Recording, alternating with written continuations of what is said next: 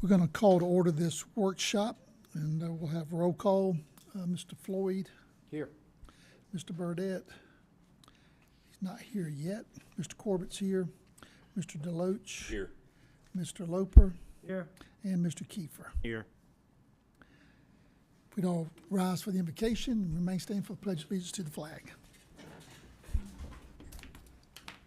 Father, once again, we are thankful to be here today in this community that we love so much and appreciate. Thank you for the city of Springfield and their willingness to come and share with us and us to work together for the betterment of our community. We pray that our time spent in this next hour will be well spent and give us wisdom to discern and to hear and to just create a more unified county with our cities. We give you thanks now in Jesus' name. Amen. Amen. Pledge allegiance to the flag of the United States of America and to the republic for which it stands, one nation, under God, indivisible, with liberty and justice for all. We have our agenda for this workshop in front of you. Do you have a motion to approve the agenda? Make a motion to approve the agenda. Second. Motion by Mr. Deloach, second by Mr. Kiefer to approve the agenda of this workshop. All in favor say aye. Aye. Any opposed, no. Hearing none, it passes unanimously. And so our first item is to discuss planning and quality growth for the incorporated area of the city of Springfield. We have their city manager, Matt, here with us today. So I don't know if you want to do any introduction or just turn it over to the city to begin to share with us. I can give a quick introduction. Okay. I think the Highway 21 Overlay District is simply any overlay district is a specific zoning for a specific area for a specific purpose. And I've worked with these. We called it an arterial road overlay district in my previous employment. And it's really just to promote a more a better look for our arterial roads, which generally are the front door of our county. They have other benefits for the public as well. Springfield has overtaken this responsibility for the properties that are within the incorporated area of Springfield. And it was the basis, if you recall, from a previous request with regards to annexation as to what they were trying to accomplish with this. It's not simply just trying to gobble up property into the municipality, but it's create a common vision for these properties. And from that, it was requested that we get further explanation of the overlay district. And quite frankly, on my, we could take this overlay district or something similar and create a similar ordinance in the county, not just for here, but for other commercial corridors that exist. But to better understand it, I think Springfield has a lot more expertise in this since they've been working on it for a while, and they've offered to come here and discuss it. So with that, I'll bring up Matt. Well, yeah, I'll start it and I'll hand it over to Aaron. Okay, so I'll bring up the city manager Matt Moore. So we don't have a fancy name that Tim had for the one he worked on. Ours is called How Do We Not Look Like Garden City? This is what we came up with. So pretty much, I'm gonna hand over this outline. I'm going to stay at the mic because we won't be able to get it recorded. Should have this in your packets, which is the outline. I'm gonna hand this over to Aaron and we'll jump back and forth, probably in between the outline and the PowerPoint, which is up here. That's not a lot. There's only a few slides, but it'll show a pretty stark contrast in between what we had prior to what we have now. We have a project that's already come up that is going to adopt this overlay. It looks so much different than everything else that's along Highway 21, which is the reason why we did this. So ultimately it was, we don't want to have the numerous curb cuts on Highway 21. We want to create that, channel that traffic somewhere else off of 21 through a localized intersection, and have that intersection have interior access roads and rear access roads so that all those parcels can be connected. So you don't have to go out on the Highway 21, make a right, go a 1/10 of a mile, make another right to go into another business. Now, we have to put pressure on the state to prevent those cuts, but I think the state's mission, their plan is to prevent those cuts on 21 as well. So it does make sense. You want to start on that outline? Sorry. Gotta be in front of the mic. Yeah. Okay, so I know that the ordinance is 23 pages, depending on how you print it. And I can't hardly hear you. Pull that mic. Well, it's too tall, you see? I just talk really loud. All right, so the ordinance is pretty long. So what I did to help us kind of walk through it is I have a cover page here that just talks about, I just pulled out that purpose of the overlay district so you can kind of see what we were going for. What it applies to is any parcel that's within 500 feet of the Highway 21 edge of right-of-way. So edge of right-of-way out 500 feet. If your parcel touches that area, then you are responsible for adhering to this ordinance if you're a city property. And then the application of it is, like Tim said, it's an overlay, so it doesn't change anybody's zoning. It just adds another level of zoning on top of that. So you're still B1, R1, AR1, whatever you are, but you have to comply with this standard whenever it is you go to develop that property or subdivide it or do anything like that.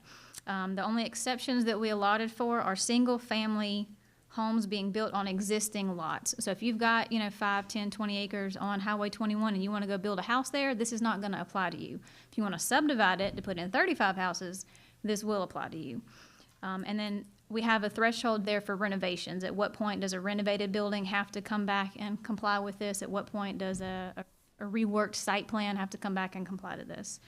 And then there's the process that we have set up for this one. So we do a pre-design submission, and that's done here with staff. And we just look at it, we go through the ordinance with them and kind of point out anything that we feel might be problematic, kind of offer them guidance on how to interpret the ordinance, how to comply with it. And then we will have it come before a review board as a step number 2. Now, our review board in Springfield has been appointed as the planning board, so we didn't create another outlet for this. We just used what we had. And so far, that's worked out. We've done one project with the review board, and they were fine with it, and it all worked out pretty well.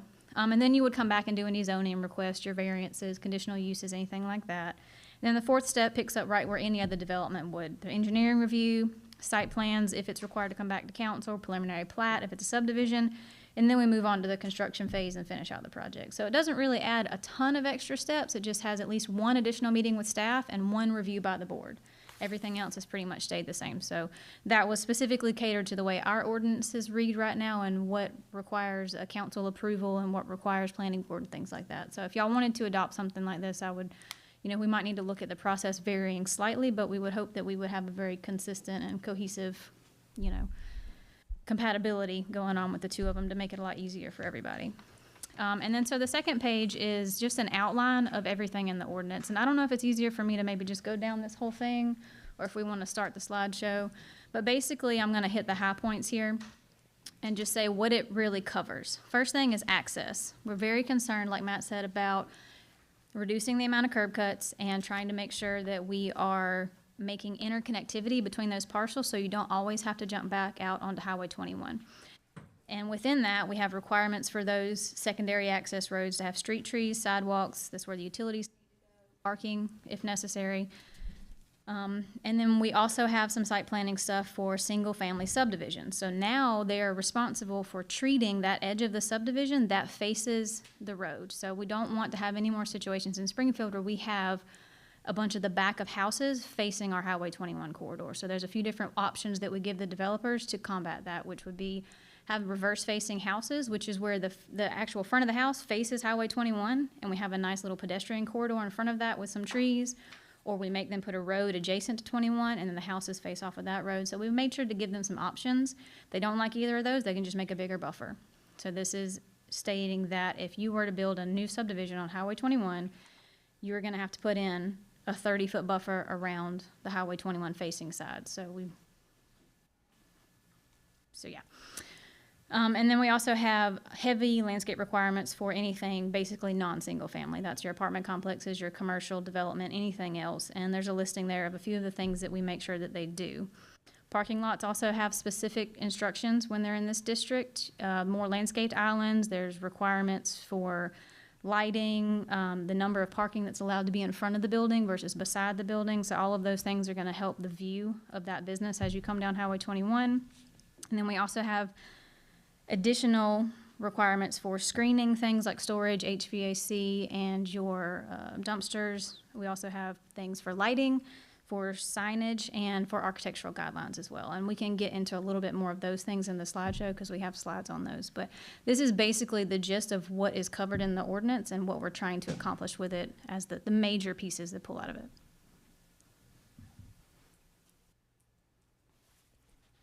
The screening, storage yard shielded with 12 inches higher than material. So if somebody has a storage building in their backyard, you're saying if it's got a 9-foot, how tall a fence are you? Leaving it up to them. If they have huge stuff, then we need it to be Garage big. structure, most typical fence panels are 6 foot. You can have people with 10, 12-foot fences. Well, one thing that is good about the way this ordinance is set up is that we do allow there to be a conversation. So in certain instances, we'll give a little bit when it's impractical. And I think that's part of the process and why it comes to a board. So the board approves it, because if it's just black and white, it could be done at a staff level. So we want to give that board an opportunity to have that conversation with the developer in case there's anything specific like that comes up where something adhering to this very specifically would actually worsen the situation. We want to be able to fix that. So if you look back on page 1, the overlay board, we're basically using that overlay board.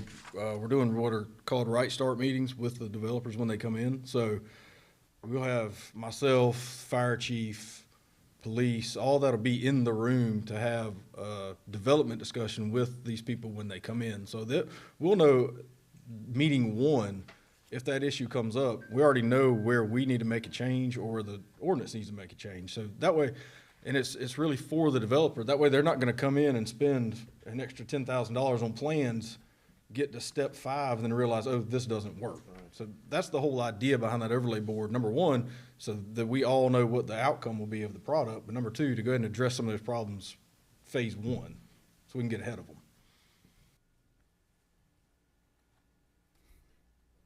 I was thinking more on an individual, not the developer side. That's fine. And there's options to that too. We're going to look at another project here in a minute where we've got someone that wants to do a retail space and they want to have an outside storage yard. Well, per the ordinance, we need to have a completely, cut off, opaque shield from all of that. But that doesn't really fit the business plan for that particular one. So we asked them to do a more decorative fence and they agreed to do that. So we were able to work within the bounds of what we were trying to accomplish to kind of meet in the middle and make sure that what we're getting is a product that we want. Has overlay ordinances been challenged, like they're legal? They are legal. So you can require a fence where they just got zoned and they had a site plan approved? What? How do you require a fence in construction materials or whatever in a zoning? It's an option of their screening, so they don't have to do a fence. They don't have to do, because this isn't all encompassing. So if you go through the ordinance, there's a number of ways they can come up with meeting that buffering of whatever screening material it is. But it is a requirement for that development to take place, at least inside the city.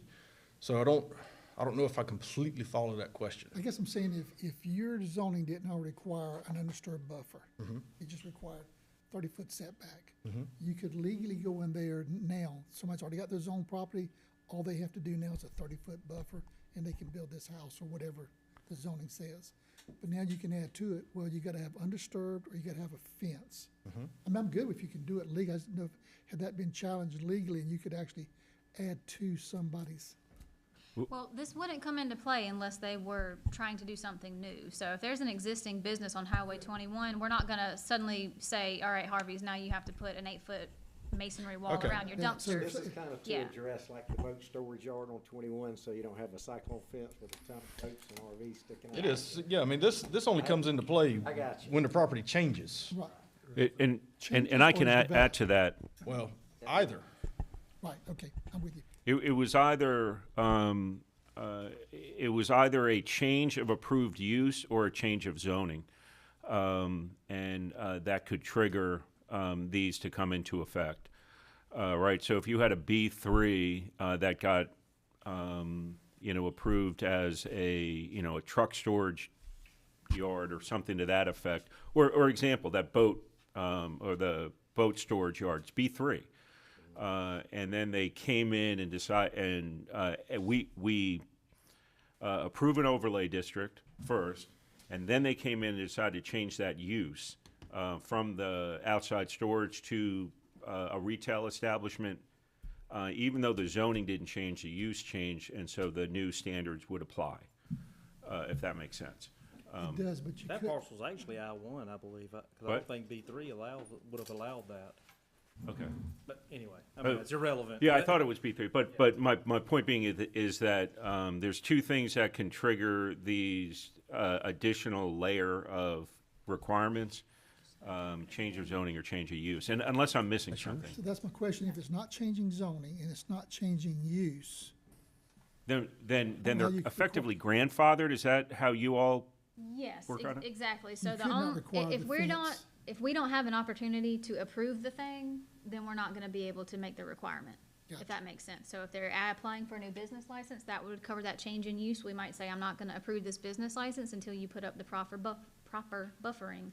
But you would Or- renew an existing one. You could renew an existing one, for example, because that's not really a change That's in right. use. If the property, let's say the boat storage yard wanted to expand. Okay. At the point of expansion, we could come in and say, hey, you need at least for this new part, do this right here.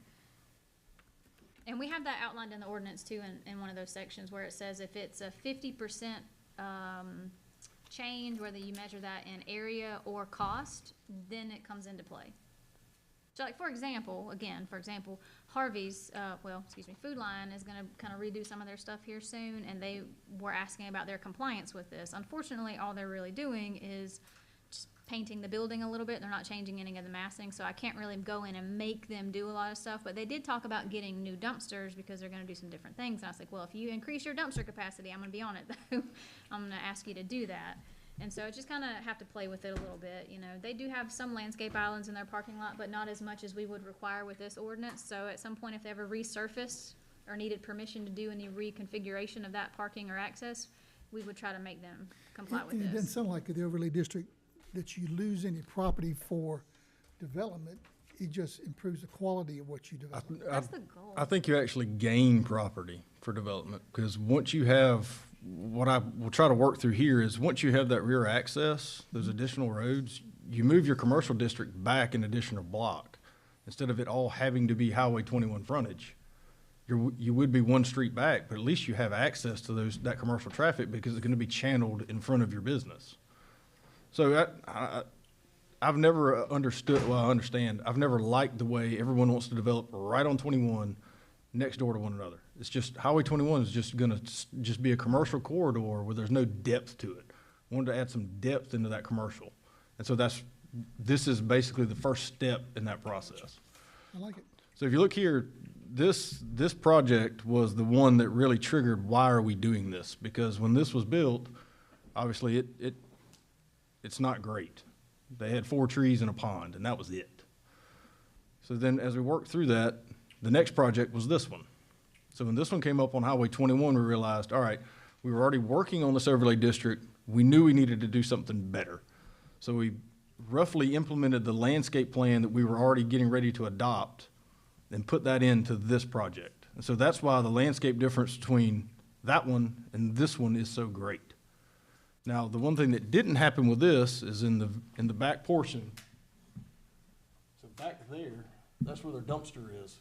What would have happened if the overlay had been adopted is that dumpster would not be there. That road would then continue down to the next property, so that you now have rear access almost to Ash Street coming in. And now it's not constructed, but it would be platted. So it would be there, so that at some point when the next parcel develops, you've already got that access to continue on the way back into town, so that you have another access point.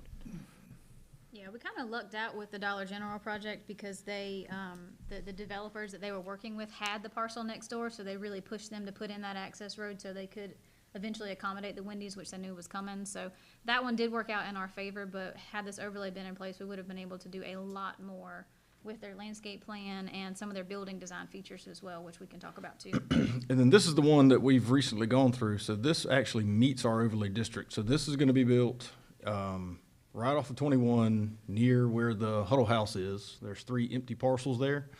So this is the plan now for this to be built there. And you can see now, right off of Highway 21, there's an additional access road. So they will maintain the cut that is there. They can access it down that frontage road. There's parking along that frontage road. And this might make a little more sense here. So this is what this will now look like once that's developed. And if you compare that to the Dollar General, it's a drastic difference to the positive for us. I don't think, okay, we don't have the parking plan, but still, you can see there's a lot of parking along Highway 21. All of that is landscaped. Everything around it is buffered and landscaped. And in addition to doing this ordinance, we adopted a buffer ordinance for the city of Springfield. So those two have to correlate when that ever development comes in. So the access road there has parking on both sides? Correct. They have parallel parking on their access. And this is a good example too. So the Dollar General and the Wendy's, they had a rear access road that was already there. So we would want them to tie into that. I think a rear access road is preferable in most cases, but that's not going to make sense for this site. There's already a frontage road there that's been started by the other parcel. So this is a good example of where we just work with what we have to get the result that we need. Now, since we had to put their frontage road in the front and not in the rear, that's going to upset a little bit of their parking. So we've been talking with them about maybe cutting back slightly on the landscape requirement so that their signage is still visible. Because again, it's a give and take. It's a conversation meant to, you know, give us what we need to make sure that that entrance corridor into Springfield and that effect that you get when you drive down Highway 21 is what we're envisioning, but not necessarily to the point that we want to overly inconvenience, I'll say, any of the developers or the property owners so that they don't feel like they can actually use their property. And so these are how that secondary access road really should be laid out to comply with our ordinances. So you see, we're allowing for the pedestrian traffic more than anything else, primarily, and then you have 2 lanes of travel, and then you have your utilities in between those two with landscaping along both sides. Just trying to make it pretty. That's all it is. And we have 4 different options too for different types of roads depending on where they are. So there's in the ordinance, you'll see there's a 1, 2, 3, and 4. So here's 1 and 2, and then we have 3 and 4, and they're different widths as well. So the closer you are to 21, we probably aren't going to get that sidewalk tie-in from DOT, right? So maybe that's more suited to a little bit larger road, and you're probably not going to want parallel parking immediately when you turn off of Highway 21, right? So we're trying to make sure that we give them options where they can kind of choose the best one to suit where they're developing and what they're doing and what they're connecting back to. If that's going to be a major connector road, that's something that might lead to another focal point where we have a lot of traffic and we might see a lot of people on bikes and golf carts, or is it just another kind of shopping center thing where we just need to make sure we have a good sidewalk and good parallel parking and a lot of access options?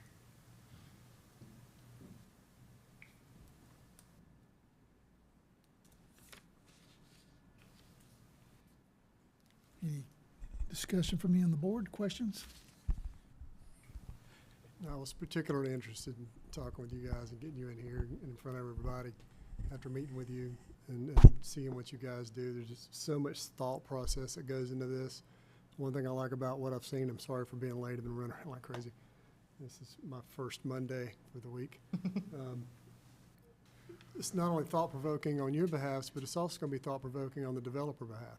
You know, if you got something restrictive coming there, it's going to make them want to come in and, hey, how am I going to meet these screening, you know, ordinances, for lack of a better word, and still be able to do my product. And then you've got some dialogue going. You do something that's good for both parties, and it looks like something you presented instead of some cookie-cutter, industrial-looking development area. Well, the overlay board has that ability, and so as you're looking on that map there, so if someone comes in and says, all right, we want to develop this parcel out front of Clarence Morgan's complex, we want to put this road in, but your ordinance requires us to put in 75 trees. Well, we don't have room to do that. Okay, well then you can buy into our tree bank at 75%.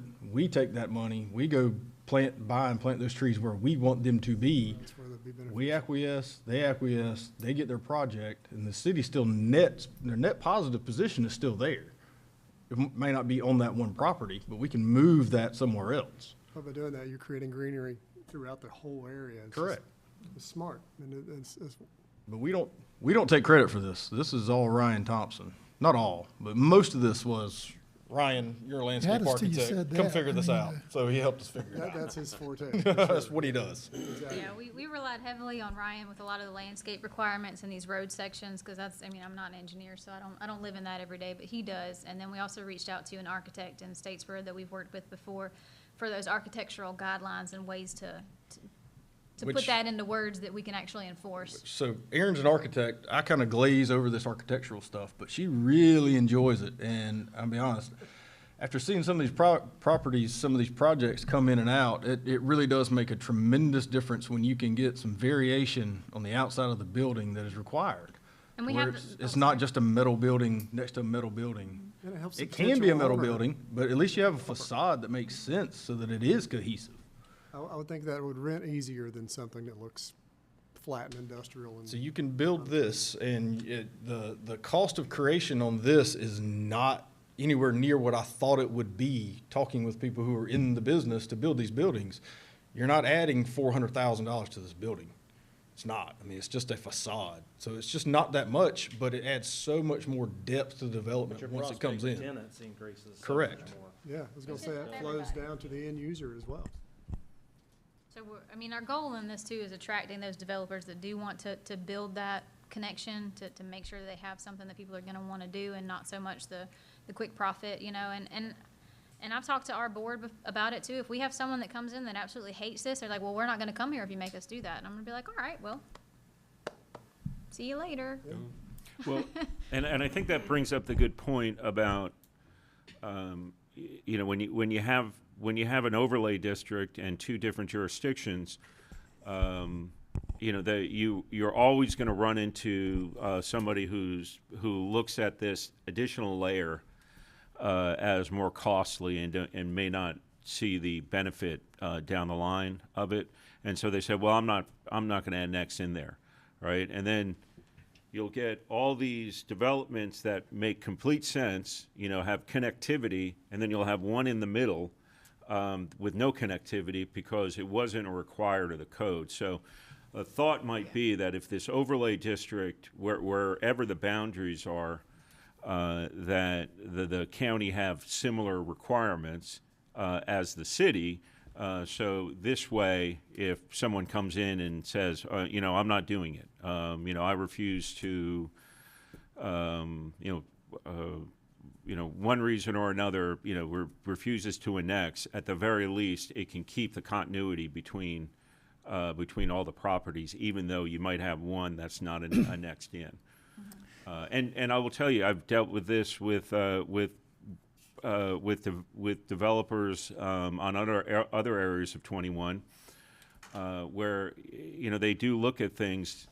You know, connectivity makes complete sense and it benefits them, and you know they'll argue about it. It's like, no, where does it require that in your code? I refuse to do that, and you're just basically creating a somewhat dysfunctional set of commercial properties on a commercial artery. So, Tim, from a practical standpoint, if the board wanted to move forward to make sure it was unified on this overlay district, if we chose from 275 north, for example, on 21, that wherever there's county properties, we'll make that a corridor an overlay district. That'd be step one. And then it would be unified, whatever they're doing, if we did something like that. Secondly, so we wouldn't have to get different overlay boards looking at it, one allowing, one not allowing, getting conflicting processes. Could we empower the overlay board, or could the overlay board that Springfield has be empowered to oversee not the zoning of that property, but the overlay application for that property? Can we legally do that? Because I can see it'd still be a problem if you had your overlay board, we had an overlay board, and our overlay board says, no, yours says yes, yours says no, and ours says yes. I've thought about that a good bit, and I was curious at how that would work out. And I do think that if they were the same board, it would be very convenient. it'd I don't be- necessarily Well, think it couldn't. has to They're be. county residents, and if we empower them through our authority, I would think we could empower that board, as I Know was what I mean? wondering legally to. Everybody that would qualify for Springfield Planning Board would probably qualify for a county board because they would be a resident or a business owner of the county. for Because sure. that board really only makes recommendations to your council, right? Correct. Well, Or this to the one, commission, well, depends on where it's at. With this overlay committee, they get the opportunity to approve the project. It doesn't have to go back to council unless other parts of our ordinances require a council approval. So it's just an opportunity for that board to step in and have that committee setting between the staff review and jumping into engineering. So the council doesn't have to approve the overlay project. It's just that one overlay district board gets the opportunity But to the approve council still it. got to approve the site plans and all that. If it calls for it. Our ordinances say that if you're doing a multifamily development or a shopping center or a list of about 8 different things that typically happen on Highway 21, site plan approval by council is required as an additional step. So in most cases, they're gonna come to council Yeah. with the blessing of the overlay Yeah, I board, think and that's that'll why be it would fine. work, because that board could come back to our commission as they come to your city and say, like our planning board does now, we recommend approval of this or adding these restrictions, and we'd be more cohesive. And I would think your ordinance could then say, after recommendation by the planning committee, that it would have to come to y'all for final site plan approval, or any project within the overlay needs to come before the commission for final site plan approval. I would think it would be as simple as that to tie y'all into the process I'm if you need guessing to. that's the way we are legally set up now, that all site plan approvals have to come back to us. Planning board just make recommendations, so that board would make recommendations, but I don't think we would bucket. I mean, we would, I mean, the fact is, this is all for naught if you don't stand consistent and stand Exactly. firm on it and Exactly. enforce it, you know, and not, because otherwise, it's all just pretty pictures if you don't actually enforce it, which And- we're guilty of. I mean, we all are. We're all It guilty of happens, it. and and I pulled out this slide too, just because I wanted to show you, so the yellow is the stuff that's within the city limits, and then that corridor there is everything that would be applicable to this particular ordinance. So you can see how it just kind of skips back into, and so I do have a slight fear of someone looking at this and saying, yeah, I'm not gonna do that. Maybe I'll go to the county parcel, and then we've missed an opportunity for a connection there and I don't for think we that need to miss the arterial opportunity, street. yeah. So it sounds like the step one, help me out with this, guys. I think it's like step one would be for our zoning and staff to get into the nitty gritty with you on this, see if there's any tweaks we want to be interested in. Yeah, and I think we can actually also involve SNME, who's doing our zoning text, and just, because we've got to figure out a way to integrate this into our text as well. Yeah, You know, it may be as simple as the board individually appointing each of their members to represent us as well on the overlay district. Just, you know, but it would essentially be approving the establishment of another board. They would just hold 2 simultaneous roles. You know, one for the city, one for the county. So, but we can look. I think SNME might be good in helping us with the legal logistics for this. Well, I think I would say from our perspective, it What? would be great if that happened, because we've only tested this slightly. So this may run through someone else and they say, all right, yeah, 3/4 of this is great. 1/4 of it's terrible. You need to change this. We would change it immediately, because we understand that's how these ordinances are. We're not saying this is set in stone. And that's how it's presented to the people when they come to develop. We know this is a moving target sometimes. So to have someone else look at it, come back to us and say, yeah, here's our critique of it, here's how it needs to be changed. Sure. And We'd when do we gladly look- change it. when are we looking at getting our zoning back from SME? I don't have a date on that. I can give it to you I can get it for you at the retreat. Okay. I know we're supposed to be, they're working on something for the next meeting, which we took out of order. Was that the rental? That's taken so Oh. long to get. Okay. We're working on that in-house. That's a ridiculous amount of time they've taken. Well, it started off with 18 months is what we agreed in the contract, and we're not there yet. I'm there. I know, but I mean, it is what I'm simply saying is that, you know, they're not outside of their of what was required. There's- And then We are gonna get it at 18 months and in completion. My understanding is yes, and Eric's in Colorado, so you don't know how far we are into that 18 months, are you? Were you 12 months into it, or? I am doing catch-up meetings with all contractors, and I will have it for you at the retreat, because I Okay. believe I have a meeting with them tomorrow. Just to find out where we stand on this. All right, sound like the next step would be to get this to them and tell them that's a I We just don't- don't wanna do something where we're delaying. We don't want to our delay zone their, that we're waiting on getting. we're not allowing them additional time. We just need them to, I mean, I don't want them to come back and say, well, I need another 6 months on this. That's right. I mean, and Well, it really shouldn't affect what they're doing now, because this is not, you still, like you said, you still have all your zonings yeah. and all. It's This is ju- just it- another layer. It's just an addition, so it would be a change order, but you can tell them that it's not gonna be out of order, meaning that you have to get your first stuff done first, and then this comes in afterwards. Like, we told them to do stuff out of order, in previous occasions with the R6 zoning, for example. We said, look, stop what you're doing and work on this. We've got a moratorium and we've got a deadline.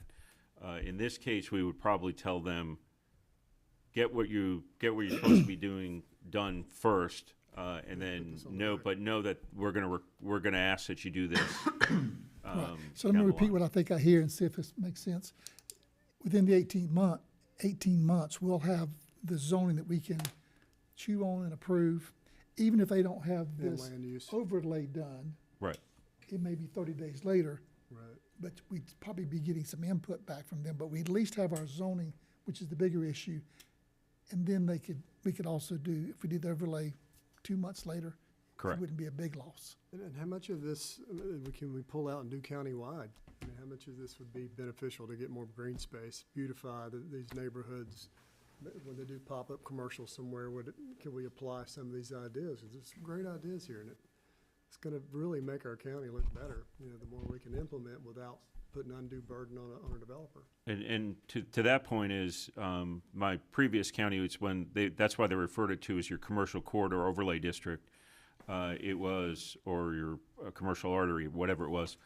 It's because it wasn't specific. They deemed what they determined to be commercial areas, and they subjected them to the overlay requirements. Take that So overlay and put it kinda you know. anywhere. You could do it on a strip on 30. let's say there's a commercial area on Hodgeville, let's say, they can just cut out that small little area and say this is part of it. So you could go by your All land of use 21, maps. all of 30, all of 80. So it actually might be bigger for the consultant to look at, because we may say, all right, where on 21 should we start this? Maybe it's a half mile or a mile below 275. The blend I think is- it's all the way down to the city of Rincon, and then we have the discussion with Rincon, because I It think could be. they're annexing a parcel in now that's on our agenda tonight. But I'm not north of- sure it's north of contiguous. Rincon. I got some questions on that one. Just to try to keep that consistent Yeah. all the way. I know there were the questions about contiguity with us of what we're doing. So this is the plan. This is what we want everything to look like from 275 north. Yeah. That was the idea.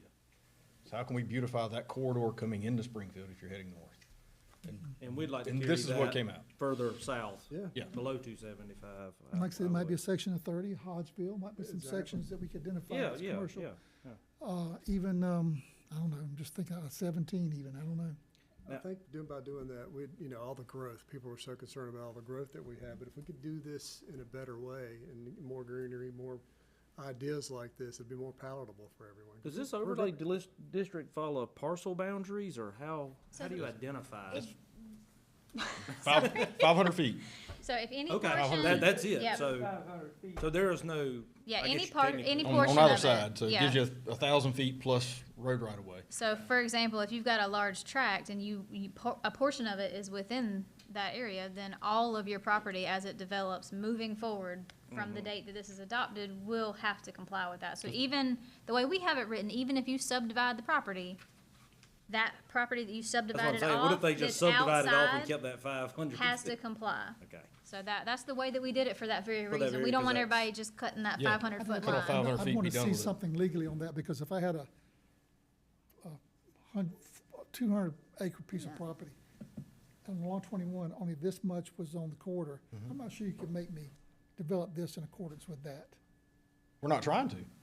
I thought you said if it touches that, then that whole property had to comply with this overlay. If it's So in you it mean if they had now, like a 60-foot right of way or 60-foot, Yeah. and then it If this expanded is my- out This is into- my property, and this is 21, okay?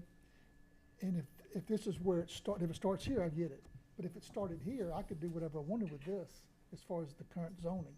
I don't think you can make me do the corridor if it's not part of the corridor. if it's 500 feet from 21 or Hodgeville. I don't think it goes this way, does it?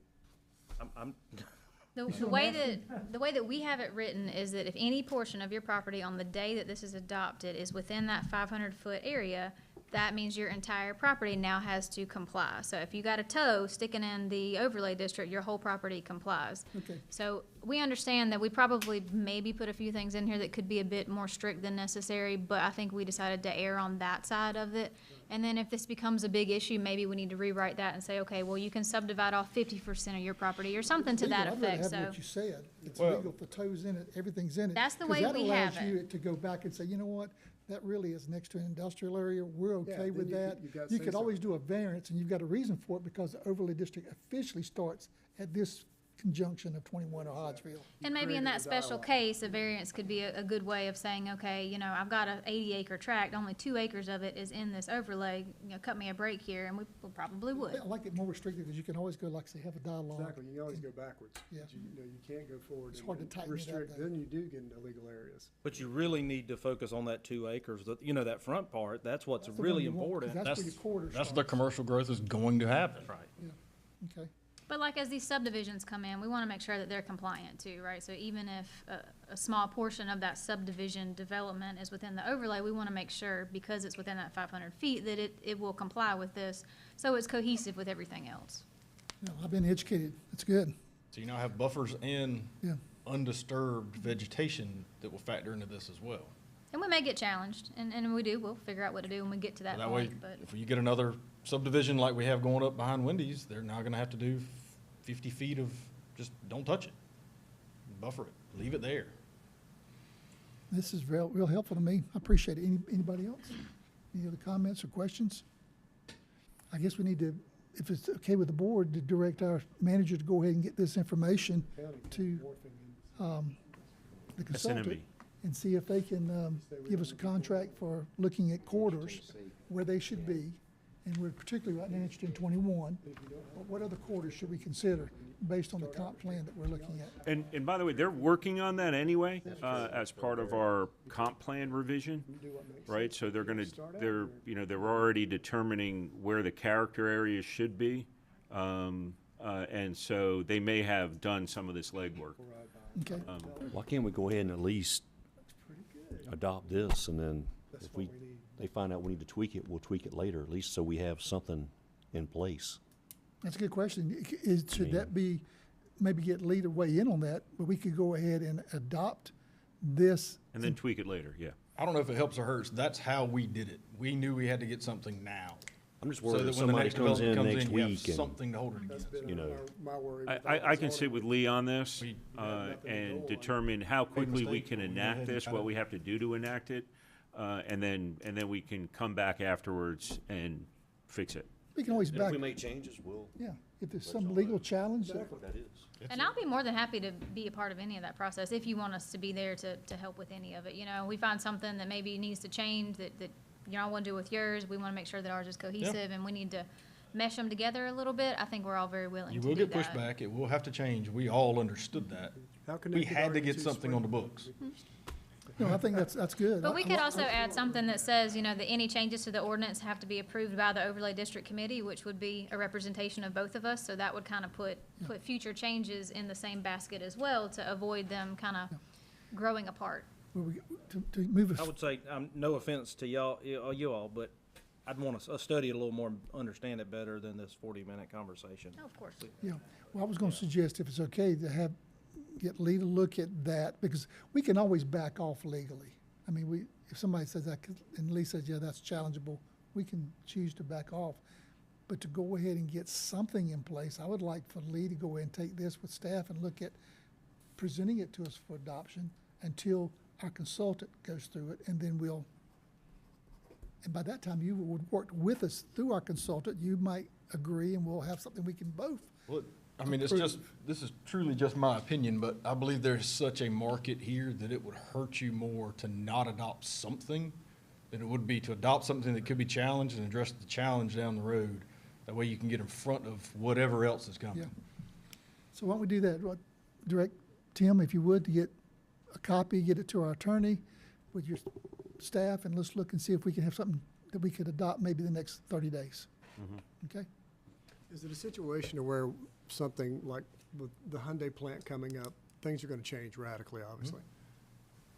All of a sudden, we've mapped out a new place, maybe in Forest's district or somebody, this can be a commercial district. And we have that come before the board. Do we have a mechanism in place to say, hey, if we're gonna do this, we need some kind of overlay district in place if we're gonna begin a commercial area here? I mean, otherwise, we're gonna get behind the 8 ball as soon as one starts. You know, I'm trying to rezone, and I don't have to do that I stuff. think once you have the overlay district template in your ordinance, then it's just a matter of referencing Yeah, so maybe. whatever What I'm area. getting to is, yes, Yeah. we can go ahead and approve that B3, but you're gonna be creating a new commercial district. It's gonna be subject to the overlay district. So just so you're aware, that way we've got something to go on rather than, gosh, we don't have it in place and now they've But I started this thing on. I think that's what the consultant will do for us on a countywide. This, I'm suggesting something we do maybe at least from either city limits of Rincon or 275 yeah. north. But I'm just Just get thinking that in in the the future. books now. Because I know things are gonna change so rapidly. That's right. And when they come back, they'll have what you just said. Something, when it's B3, we'll know We- it's an overlay on It Goshen. might not be another B3 anywhere, and all of a sudden now this is starting to look like a Okay. commercial corridor. The only thing I wanted to mention, 275 or city limits of Rincon forward, right, for right now, on the short term. Because we don't have any overlay districts identified right now. Yeah, I would say north Yeah. I mean, up I to would city of Springfield's you could say, jurisdiction. definitely a lot more conversations, but I mean, this looks like a good plan, at least have something in place and just, For 21. yeah, for 21, and I mean, this is working with our city, so. That's what I'm thinking. Let's do it for And 21. this may get tweaked, but at least this one will be consistent with Springfield, at least it will be Yeah, consistent. so let's in that look at doing stretch. it from 21 city limits of Rincon to north, The 275. 275. Up to oh, to past Springfield. 275, all the I way up to mean, city limits of however, Springfield. that's, yeah. Right. Okay. Trying to get the 21 from 275 all the way up to the Viaduct, for example. This is your chance to not be Garden City. Yeah. Wherever we have county Uh, property. but does yours go to 119 or to So ours is Viaduct? anything in the city limits, so it's not, it doesn't have a cutoff north to south, it's just any property incorporated in the city within that distance of 21. So if y'all whichever annex, direction we go, automatically it's it'll in. follow. Correct. So it'll be But county we're- property from the city limits of Rincon north to Springfield. Any county property along 21, Okay. north of city of Rincon to Springfield. Because we got right now, in city, out of the city, in city, out of the city. And this translates into more quality commercial people wanting to come in here. The whole thing is better for everybody. It steps up a developer's game. It steps up an end user like me. I want my place to look good. It adds another block of commercial, and that's the point that's finally getting across. All right, good stuff. Then we got a good plan of action. Appreciate you, what you're doing in the city. And Thank you. what you do to help us too. Thank you. Glad we could be here. All righty. Thank you. We Thank need you. to get. some- Nope. All right, we need to take probably a quick recess before we start our meeting. So motion to adjourn this workshop. Move to adjourn? Motion by Mr. Deloach. Can I get a second over here? Yep. Second from Mr. Floyd. All in favor, say aye. Aye. Opposed, no. And we are adjourned. Be back at.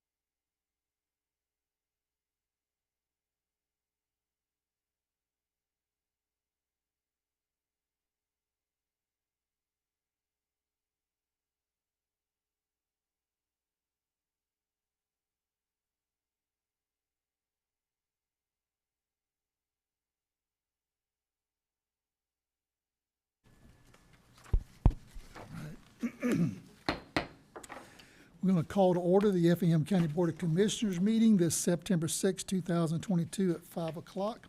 We have a roll call. Mr. Floyd. Here. Mr. Burdette. Here. Mr. Corbett's here. Mr. Deloach. Here. Mr. Loper. Here. And Mr. Kiefer. Here. We're all in attendance. I'm going to turn over to our clerk to introduce a special guest tonight to lead us in our invocation and also our Pledge of Allegiance. Yes, Mr. Chairman, good evening, board members and chairman and guests. Tonight we have with us Mr. Nick Pomfrey. Mr. Nick was born in Illinois but raised in Iowa. He is married to his wife, Sabra. They have 3 sons, 2 adult children, and 1 baby boy that is a junior at the STEM Academy here in Effingham. Nick is a combat veteran of the United States Army. He has nearly 12 years working at Gulfstream as the Senior Director for Supply Chain. But most importantly, Nick is a child of God. He is currently serving as pastor for Clio and Silver Hill United Methodist Church. Prior to serving there, he was the associate pastor at Goshen United Methodist Church in Rincon. Nick is extremely excited to start a new journey serving those that serve our county by joining the Effingham County Sheriff's Office as our full-time chaplain. You all will. Pastor Nick Humphrey. We welcome you. We appreciate you so much for being here and caring for the spiritual care of our important public safety staff. If everybody would please rise for the invocation and remain standing as Nick also leads us in our Pledge of Allegiance to the flag. Let us pray. Dear Lord, thank you for your love and thank you for your life. Thank you for all that you've given us. Lord, thank you for this opportunity to conduct business, Lord, but I pray a blessing over this time. Lord, I pray that as we make decisions that will impact people's lives and people's families, the welfare of our community, Lord, I pray a blessing over this time. I pray that you lead our hearts, you direct the business to where the people of this world will see the light that's shown here in Effingham County. Lord, I pray a blessing on all those that choose to serve, that choose to stand in front and make the hard decisions. Lord, I pray that your Holy Spirit will hold them, comfort them, and lead them and guide them. Lord, for all those that come to be part of their community and take part in this meeting, Lord, I pray a blessing over them, that you hold them, that you comfort them, that you lead them. Lord, I am so thankful for all that you've given us. Lord, we love you. Amen. I pledge allegiance to the flag of the United States of America and to the republic which it stands, one nation, under God, indivisible, with liberty and justice for all. Thank you, sir. Thank you. Thank you for your service as well. Thank you.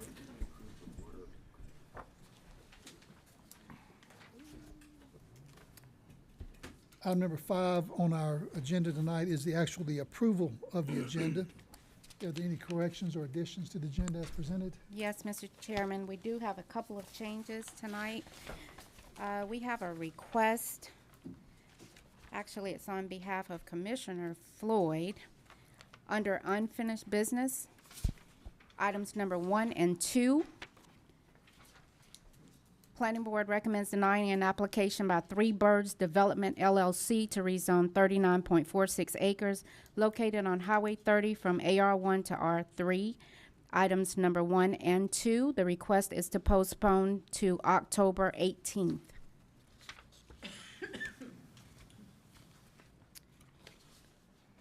Additionally, under Planning Board items, number 15 and 16, the Planning Board recommends denial of an application by Cindy House as agent for Ansgary LLC to rezone 72.15 acres located at 108 Godley Road from AR1 to I1 to allow for future industrial use. The applicant has requested to postpone this item to November 1st.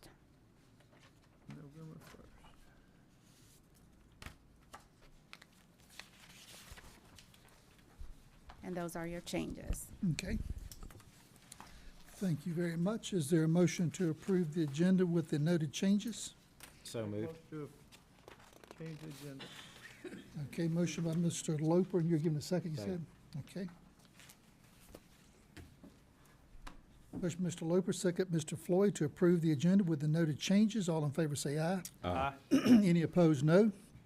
Hearing none, we have our, next item is consideration to approve the August 16, 2022 regular meeting minutes and the August 31st, 2022 special call meeting minutes. Are there any corrections or additions to these minutes? I'll make a motion to approve as presented.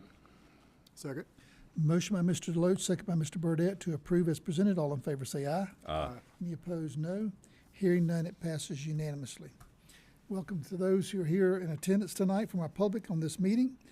Should you wish to make any remarks regarding any item on the agenda tonight, please come to the microphone, state your full name, and speak clearly into the mic so we can get a good recording of that. Also, all the correspondence for this meeting is on the website in the clerk's office. Hopefully you've had a chance to review that. It has been advertised and promoted, and you're ready to share at the appropriate time. And with that, we'll have our public hearing on our millage, or I guess that's a public hearing, it doesn't say, but it's a public hearing on our millage at 5 o'clock, so we'll go to that item on our agenda.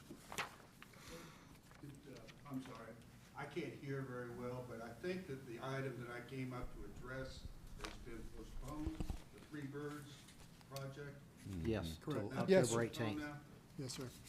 For, what was the date? October 18th.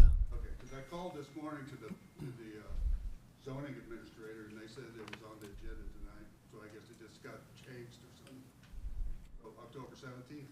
18th, October 18th. Okay, so if you're here for that item, October 18th, it's been postponed. Okay, all right. We'll go to our millage hearing. Good afternoon, I'm Mark Barnes, Finance Director. This is a public hearing on the property tax millage rate this year, and I've put together a few slides for this, and just real briefly, we're gonna run through those. Getting right into it, this is the current proposed millage rate and the 5-year millage history that's been advertised in the paper and on the county's website. In the net digest value row, we see that the net digest has increased by about $462 million this year, or 21%, which is a pretty significant increase. And these values are the 40% assessed values numbers. And it's increased by about $462 million, and we're gonna look a little bit more closely at that number in a second.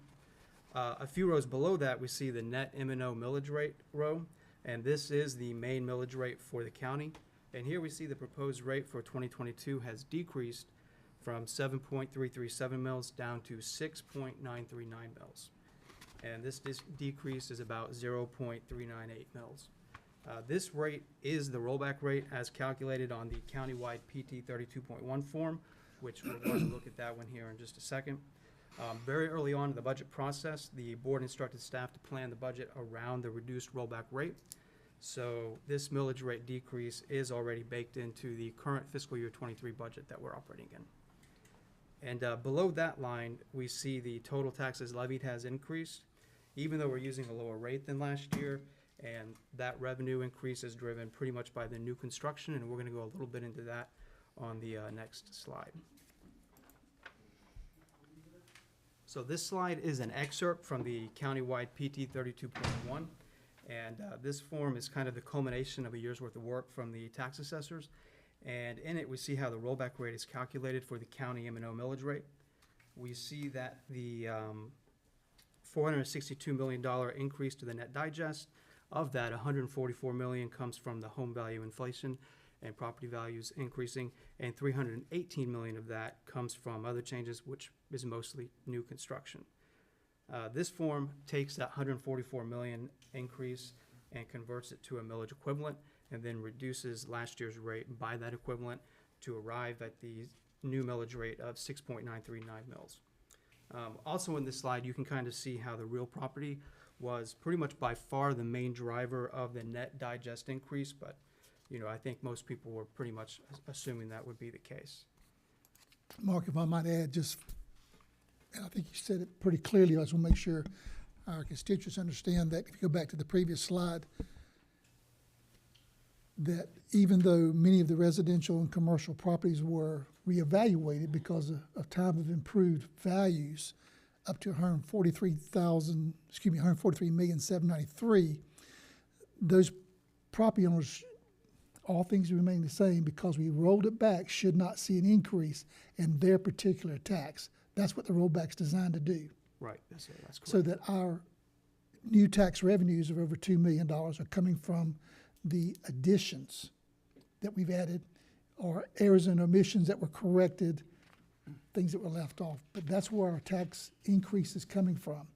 So you got a higher assessment, but we lowered the millage so your tax would stay the same on your particular property. Not including school and any city millage, depending, I mean, just Correct. to clarify. Correct. That's just the county's millage that we're looking at now. Right. So, Okay, there's a lot of information on this slide, but briefly, this chart compares the detail of the 2022 gross digest to the 2021 gross digest. And the gross digest grew by 601 million, and the exemptions are what bring that down to the net digest growth of 462 million. But before the exemptions, this is what each category looks like. And we see that of the $601 million change, residential accounted for 44% of that, and industrial was 33% of that, with the remainder spread between other categories. It's also kind of important to note here that there's only about 340 industrial properties in total, and those 340 properties make up about 11% of the total gross digest value. And compared to residential properties, there's, I want to say 60 to 70,000 of those in that ballpark, and they make up the other 60% of the total gross digest value. Moving on from the digest and getting to the levy, this slide shows a comparison of millage rates from last year's levy resolution and this year's proposed levy. We see the main county rate is up top, and we see the 0.398 mils decrease there. Medical indigent is also decreasing slightly, and it'll still meet the county's annual obligation for indigent care, as well as covering the COVID critical need payment that was made last fall. The big one in this slide is the education Mno rate, and that rate is set each year by the Board of Education. And this year they held their millage rate the same as the prior year, so they did hold their 3 public hearings on that rate and go through that whole process by this point. For the other rates down there at the bottom of the levy, there are no proposed changes. And just for clarification, this is what someone in the unincorporated part of the county would see. People inside city limits may have a city millage that applies to them. And just on the next slide, this is just a visual breakdown of the total millage rate that applies to the unincorporated. And in the upper right there in the light blue, we can see the main county Mno millage rate. And then all the other rates are kind of arrayed out around that. But that's all I have for the presentation, so now I turn it back over to the board for any questions or comments.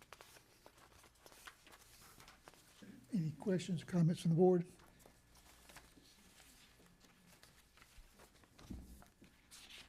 This is a great slide right here. I like that. Any questions or comments from anyone tonight during this public hearing? I think it's These good. slides available on the website, or could you email them? I can email. Sure.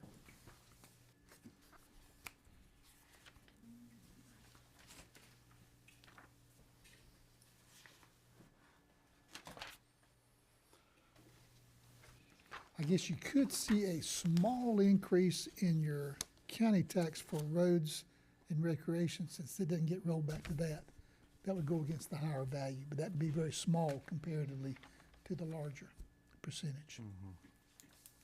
Okay, Ms. Linda, we got our tax commission here tonight. Would you like to say anything, or you just here to answer questions? Here in case you need me. All right, we appreciate what all you do over there. Thank you so much. If there's no other discussion, we'll close the public hearing and we'll come back to some agenda items later. Okay? All right, we'll move to our consent agenda. There are several items. I'll read all 5 of them and then I'll entertain a motion.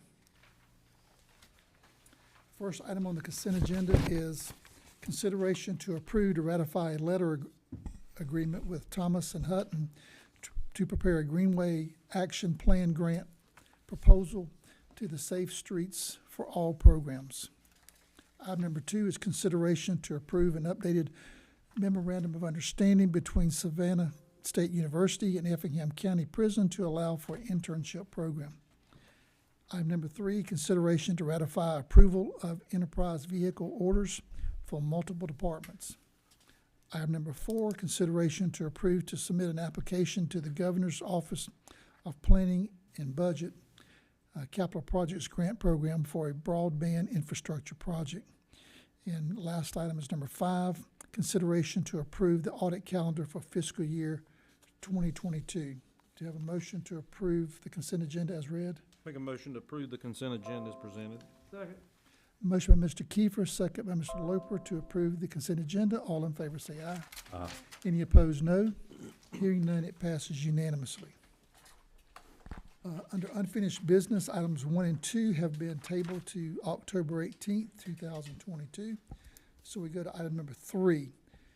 This is a second public hearing and approval of Resolution 22-31 for permanent abandonment of maintenance of the section of Webb Road parallel to and on the right-of-way of the North Fork Southern Railroad track. This was postponed from August 2nd, 22.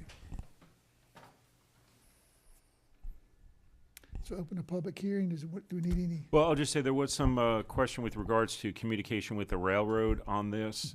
It is my understanding, and we actually got some assistance from Mark on this because we weren't getting responses from the railroad. And they were able to speak with the property owner about the location of a potential close-off point. You're the property owner? Yes, sir. Did you speak with? I spoke with. Can you Sir, come if to you the mic come to the just real quick? I microphone. Yes, apologize sir. about that.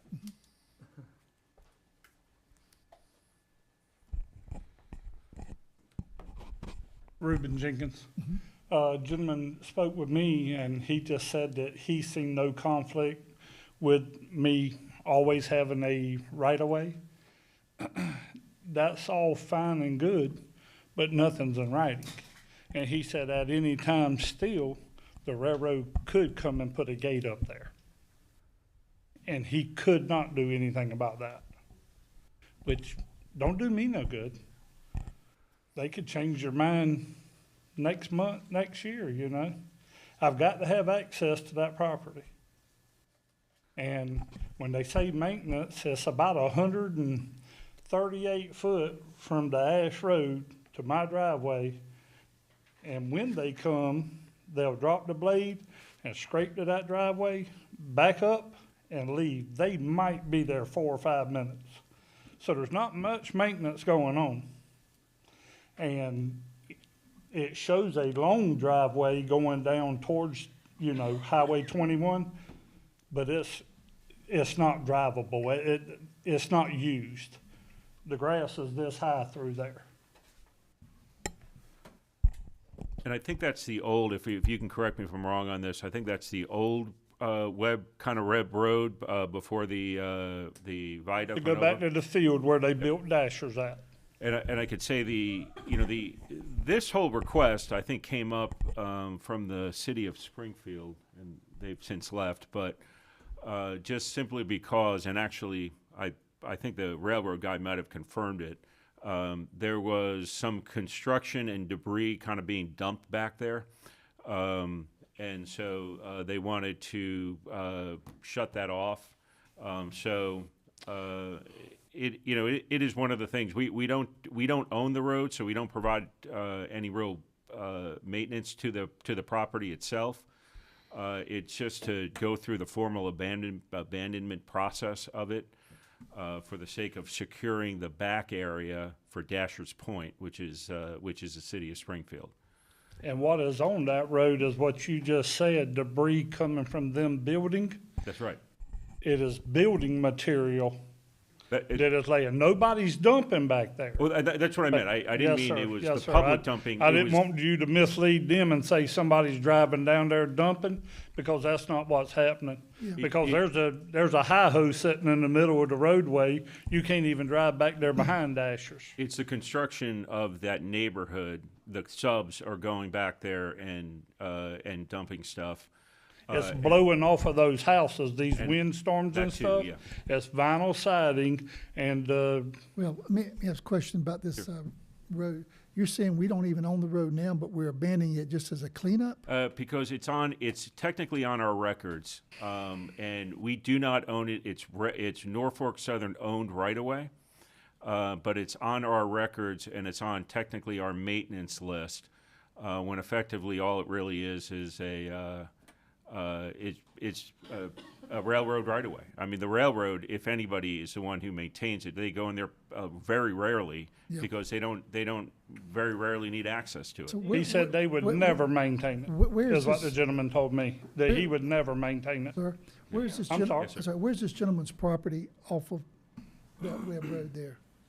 So he you pull would it up and be, show me where if his you property is? turn into the area off of Webb Road, that, You turn left into, on Webb Road. Before, I And guess go that's down before, towards the railroad track. there's Zettler he Road would be on down, right? before Cook Road, there's a few properties. Do we have this up on, Can you Hold get on. Q public? It's on our agenda, so it should be in the packet. yeah. Tim, let me make a statement. That's all it What? shows you. I know, I just wonder where his property I'm is. not sure that Effingham County does not own road, or the Dashers might own that road. That was a public road, it's been public road up until they built the, bypass. That's always been Webb Road. That road, you can come in from Webb Road, and you come all the way through there and come out in front of the, Fairgrounds. no, Across from, I mean, that's where it used to Yeah, go well, all they the come way in across front there, of but, Methodist campground. well, yeah. And the road is still in there, and I think that was a road just put in there, cause it's been there for years, and, I mean, they scraped it, the county scraped it for 40 years that I know of. That Yes, don't- sir. That don't mean it's a county-owned road. Yeah, you and, know, and that's the yeah. issue. We did the deed it work on it, so, But we have been working, we have scraped that road for 40 years I know of, I've been up and down it for many a day. and, But the bypass, the Yeah. overpass, mhm. it dead end there. Separates, Where the yes. overpass is, Yes, sir. and it's covered with dirt. So the road, but somebody, that road was there probably before the railroad came here. 'Cause there's an So- old road that come through there. It run parallel to, Courthouse Road. That's right. So it was a traveled road. And that road, that right of way, and I asked my son about it, That's his property right yesterday- there. I don't think it's a right-of-way, I think it's just an easement, I think the county that's just, probably a prescription. That's right. That's If- the thing I was gonna if get it to. belongs to the railroad, there's a wide right of way. If they own it all the way there, I don't believe the railroad actually owns the property all the way to his property. It's too far. it looks that way, though. You It- got a I right of mean, way, It's 102 foot from the middle of the railroad track over to my property line. what is it? 102 foot. Didn't the fella tell you it was 75? Supposed to have been 75. Okay, so there's your right of way. The county of the Dashers still own that. And I'm not worried about y'all never scraping it because I take Right. care of it. I know I got a that. tractor, I scrape it. I don't want nobody to come in there one day and I got a gate up there and I can't get into my property.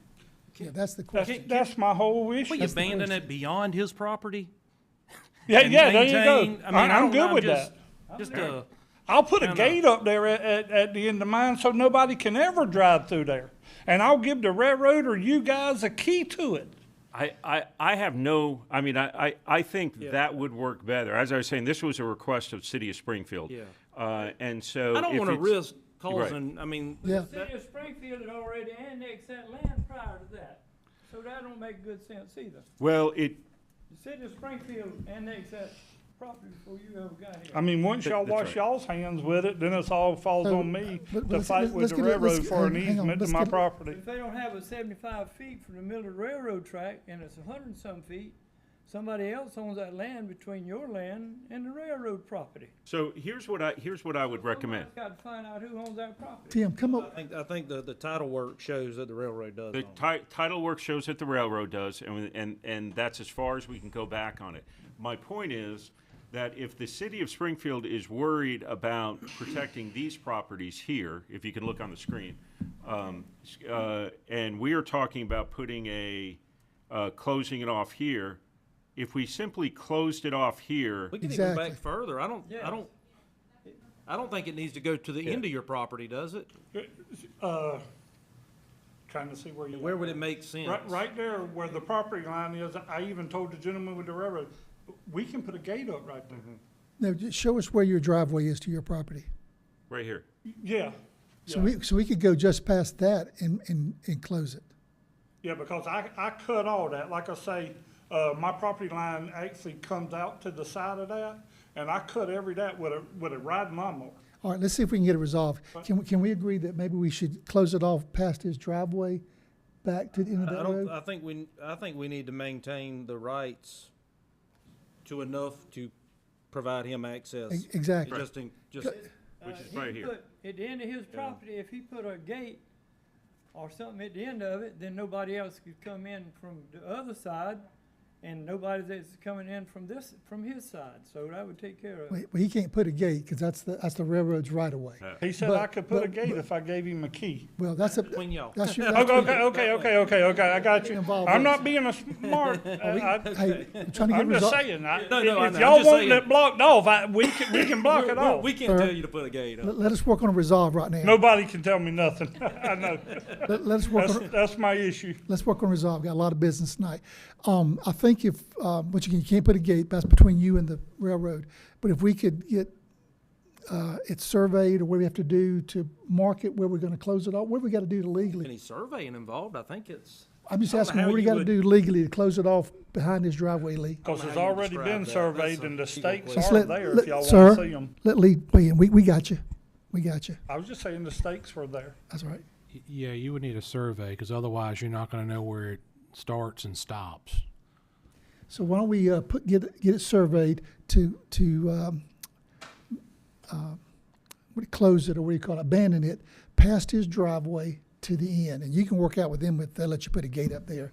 But that guarantees them access. Is that agreeable? And when the county don't have to maintain it, we go along with that, and maintain it anyway. I maintain it anyway. Okay. I don't want to drive in there one All day right. and they got me blocked All right. out. If that's the resolve, then we'll table this to, how long we need to get that survey and get done? 30 days? I would say more than that. I doubt you're gonna Days? get a surveyor out there that quick. 60 days? I would say at least 60 days. You want more? Yeah, I'm not doing the survey, but, yeah, I would say at least, I would do 90 days. I Okay, mean, 90 because days. they may So say give us 60 days give us before a they can date get from out this there. meeting, 90 days, Madam Clerk. So if we're gonna say 90 days, it would be the December 6th or the I would say the December 6th. Okay. All right. Can I have a motion to table this item to December 6, 2022, in which we'll have a survey that will propose a closure of the road just past his driveway? So moved. Okay? Motion by Mr. Kiefer, second by Mr. Deloach. All in favor say aye. Aye. Any opposed, no. Hearing none, it passes unanimously. I think we got you resolved. Okay? I thank you. Thank you, sir. All right, item number 4, second public hearing and vote on the abandonment of portion Kessler Loop. Yes, Mr. Chairman, this, all the property owners, my understanding on this have requested this. It just essentially abandons it and puts the maintenance under their control. All right, anyone tonight speaking in opposition or for this abandonment that'd like to speak?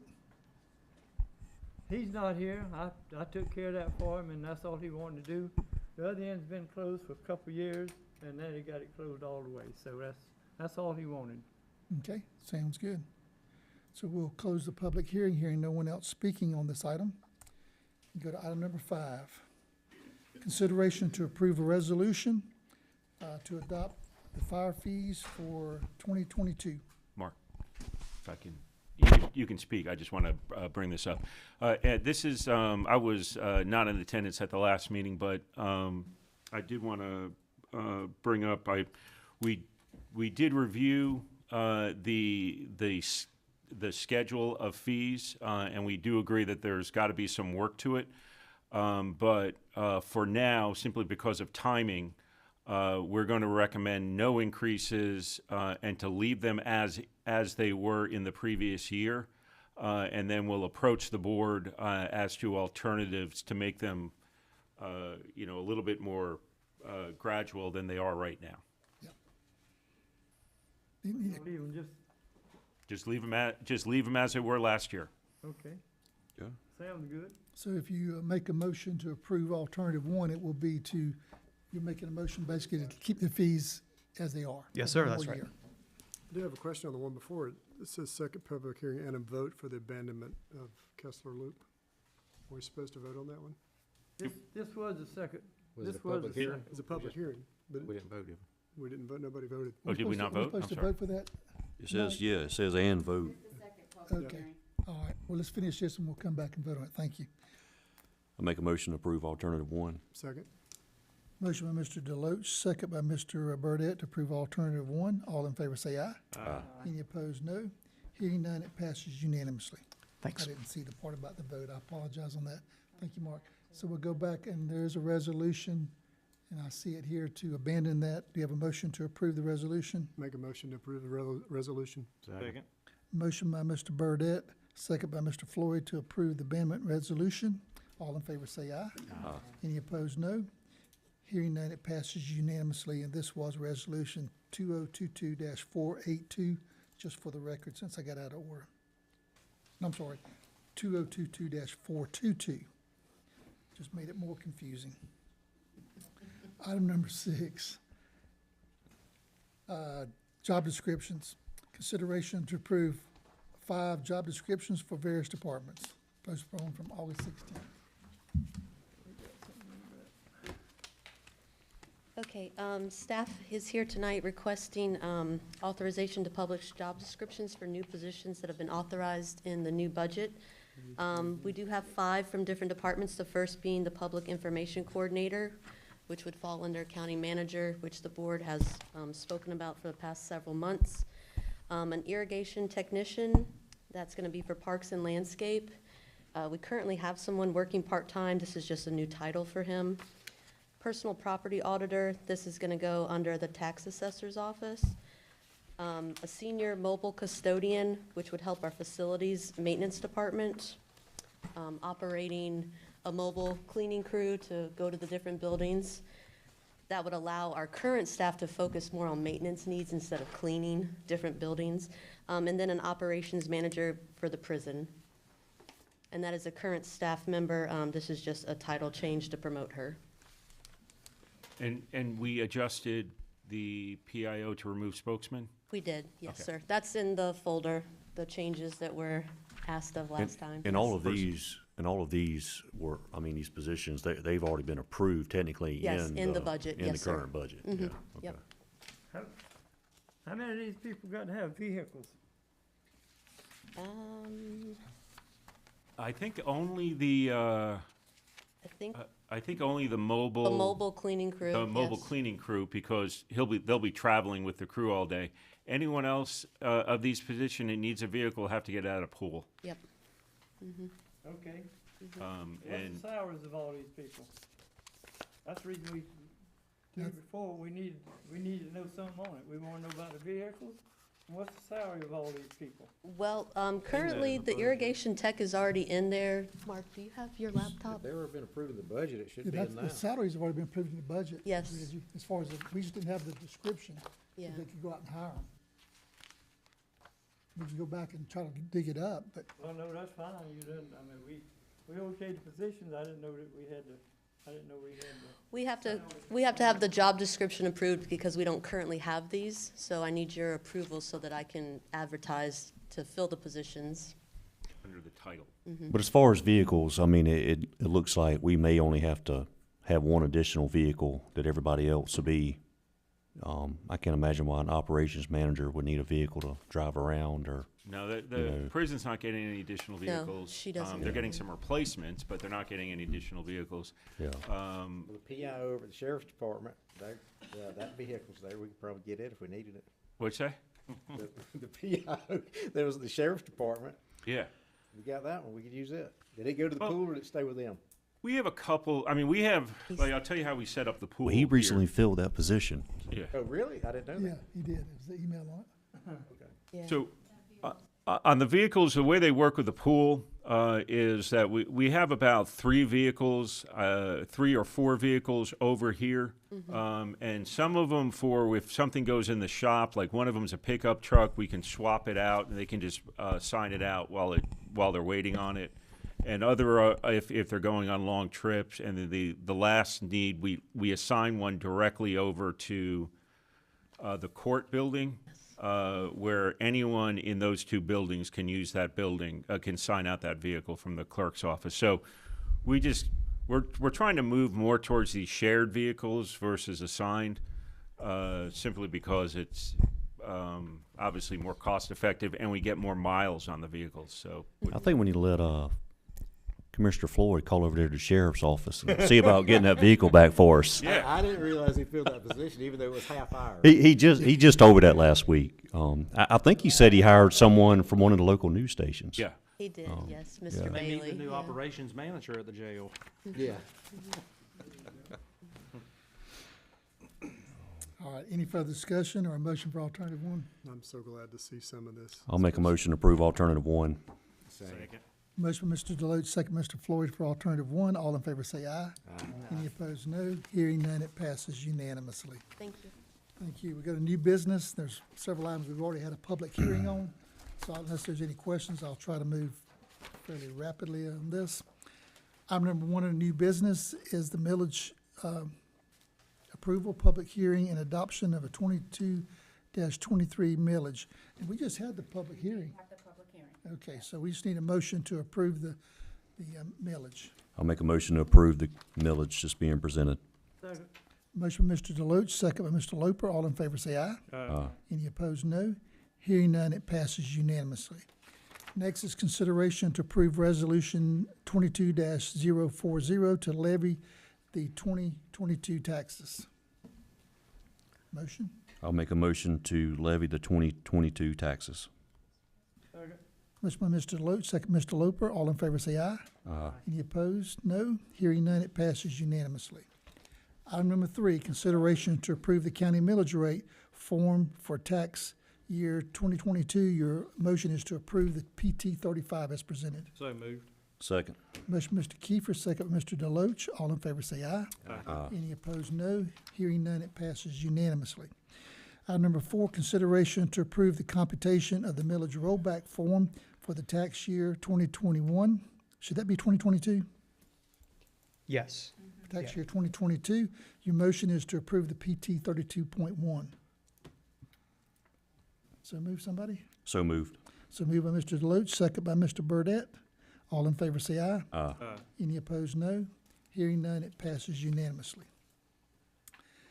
Item number 5, consideration to approve resolution 22-041 to amend the fiscal year 2022 budget. Good afternoon, Mark Barnes again, Finance Director. This budget amendment is for fiscal year '22, and like in previous years, this time of year, we expect this will probably be the final amendment for fiscal year '22. This amendment requests no new funding for the general fund and instead reallocates existing funding. And some of the main items in the general fund include reallocations for fuel costs, vehicle maintenance, and utilities. The general fund is well under budget for fiscal year 2022, and we expect it to remain so. After all, auditors adjusting entries are in. And personnel vacancies have been a main cause of the overall general fund expenses being under budget this year. There is some new funding requested in the special funds, mainly in the sanitation department to cover the trash service for additional homes during the year. Also, there's a request for an increased budget for the self-funded claims expenses, which are offset by the revenues from the stop-loss insurance. But like the general fund, most of the special funds increases are just a reallocation of existing funding. Staff recommends alternative number 1, approve the fiscal year 22 budget. I just got a general question. Since we've started getting in these newer vehicles, with our contract or, with Enterprise, are we starting to see a big shift, or decrease on maintenance cost on the fleet? I would assume that should be at some point, we should see a big Yes, sir. decrease. This fiscal year 22 in the general fund, it did go down from last year's. Mhm. It was still higher than we expected because we had hoped to have a lot more new vehicles this Yeah. year.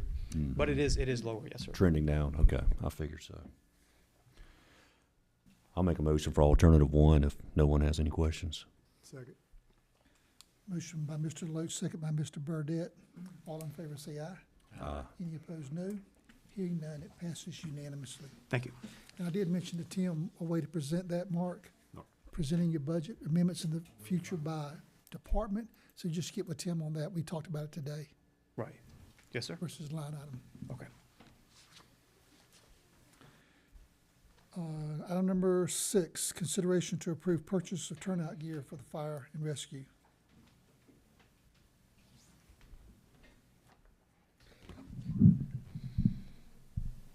Okay. Good evening, Mr. Chairman, Commission.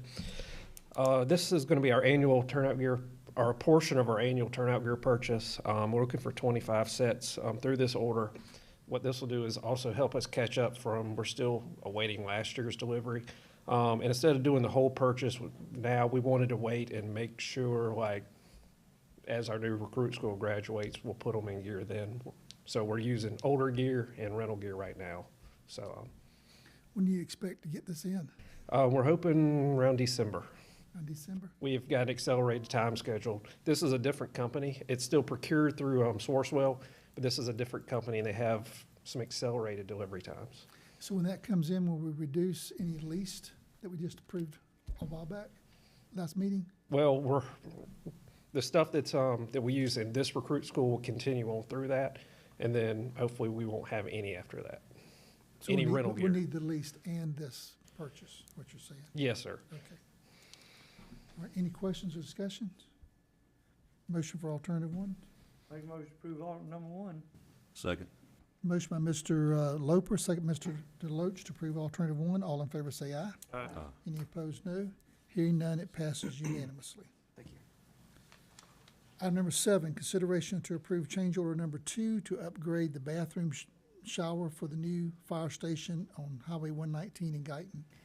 Yes, sir. Allison Bruton, purchasing agent. During the submittal review for the new station that's being built in Guyton, it was noted that the bathroom shower facilities did not match those that are in other recently completed fire stations. So the architect recommended to upgrade the fiberglass insert to a tile shower. The change order 2 total is $2,927.70, and staff recommends alternative 1. Questions or a motion? Make a motion to approve alternative 1. Second. Motion by Mr. Deloach, second Mr. Floyd to approve alternative 1. All in favor say aye. Aye. Any opposed, no. Hearing none, it passes unanimously. Thank you. Item number 8, consideration to approve a warranty deed to accept the right-of-way with Greenbrier Subdivision, Phase 3, located off of Highway 17 South.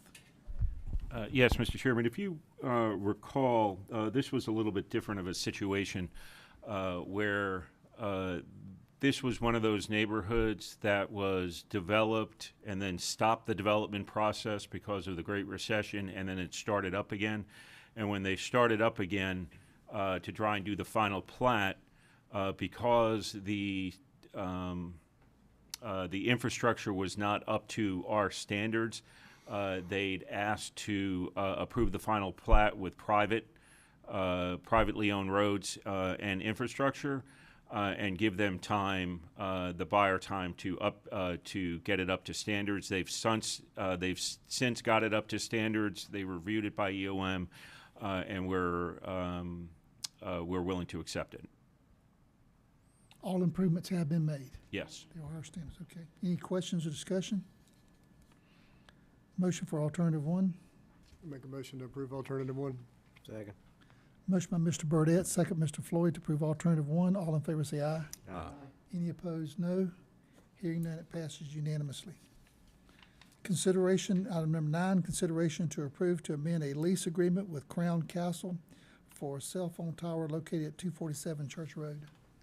Good evening, Allison Bruton, purchasing agent. So the current lease with Crown Castle will expire on September 10th of this year. At the July meeting, the Board of Commissioners did approve the lease amendment option as opposed to the perpetual easement.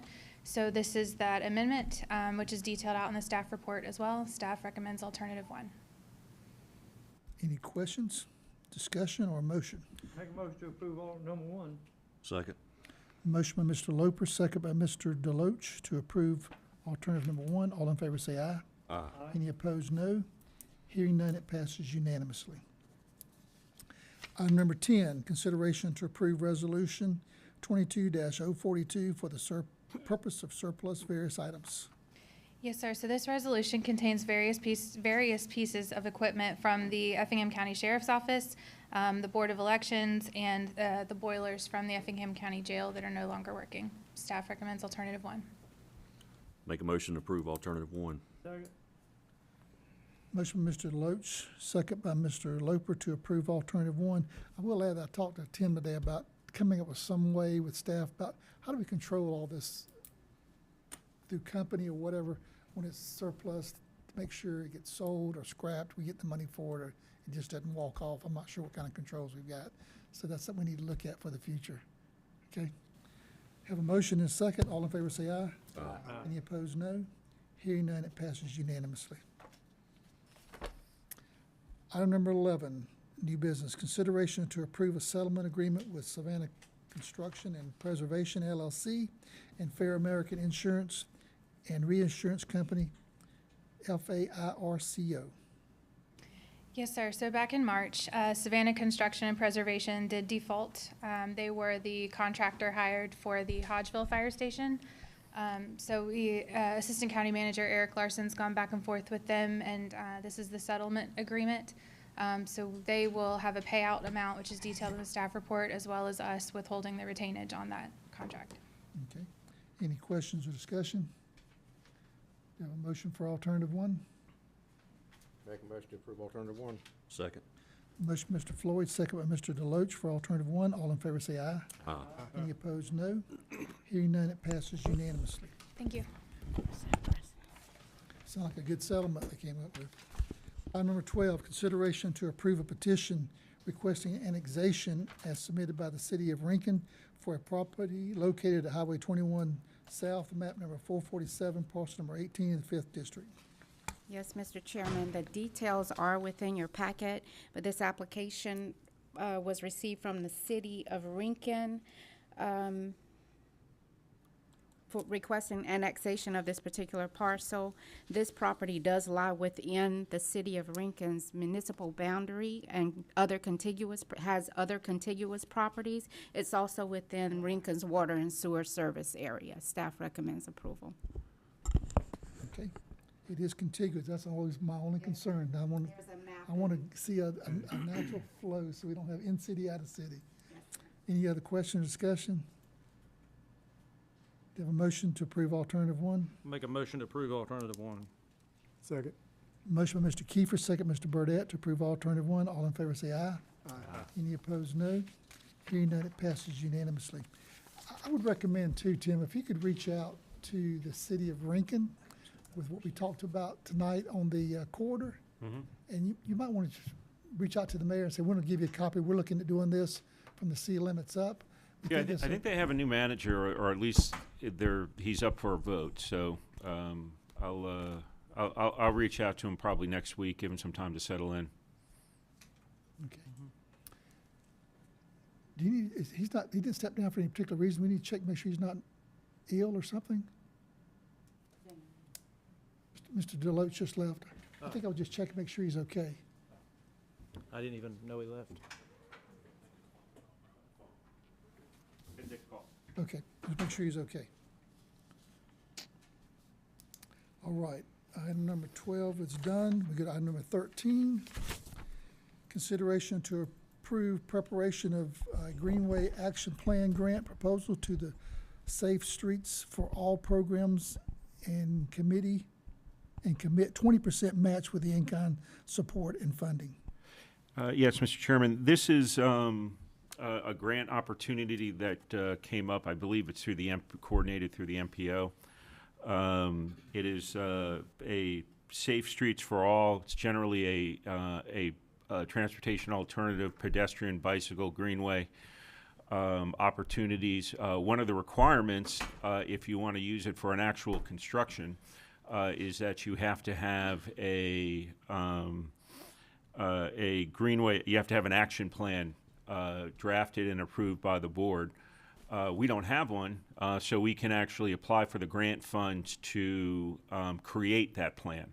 And that's what this is for. And we've in your consent agenda, we reached out to Thomas and Hutton to get assistance, Ryan Thompson to get some assistance in the grant writing on this, since we no longer have that in-house. That position's open. So.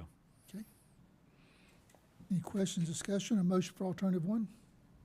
Make a motion to approve alternative one. Second. Motion by Mr. Burdette, second Mr. Floyd to approve alternative one. All in favor say aye. Aye. Any opposed, no. Hearing none, it passes unanimously. Item number 14, consideration to approve a provider agreement with Anthem Blue Cross and Blue Shield for Effingham EMS. Good afternoon, Mark Barnes again. Staff recommends approval of the provider agreement with Anthem Blue Cross Blue Shield. This agreement will get the EMS department in network for Anthem Blue Cross Blue Shield, so that when payments are made for ambulance rides, they go directly to EMS rather than going to the patient, which has been the case for a small number of people insured under some of these policies. Staff recommends alternative number one, approve the proposed provider agreement. Okay, any questions, discussion, or motion for alternative one? Make a motion to approve alternative number one. Second. Motion by Mr. Loper, second Mr. Kiefer to approve alternative one. All in favor say aye. Aye. Any opposed, no. Hearing none, it passes unanimously. And the last item under new business is consideration to approve to submit an application to the Governor's Office of Planning and Budget, drinking water projects to support increased population grant program. Item number 15. Staff recommends approval to submit the application to the Governor's Office of Planning and Budget, drinking water projects to support increased population grant program.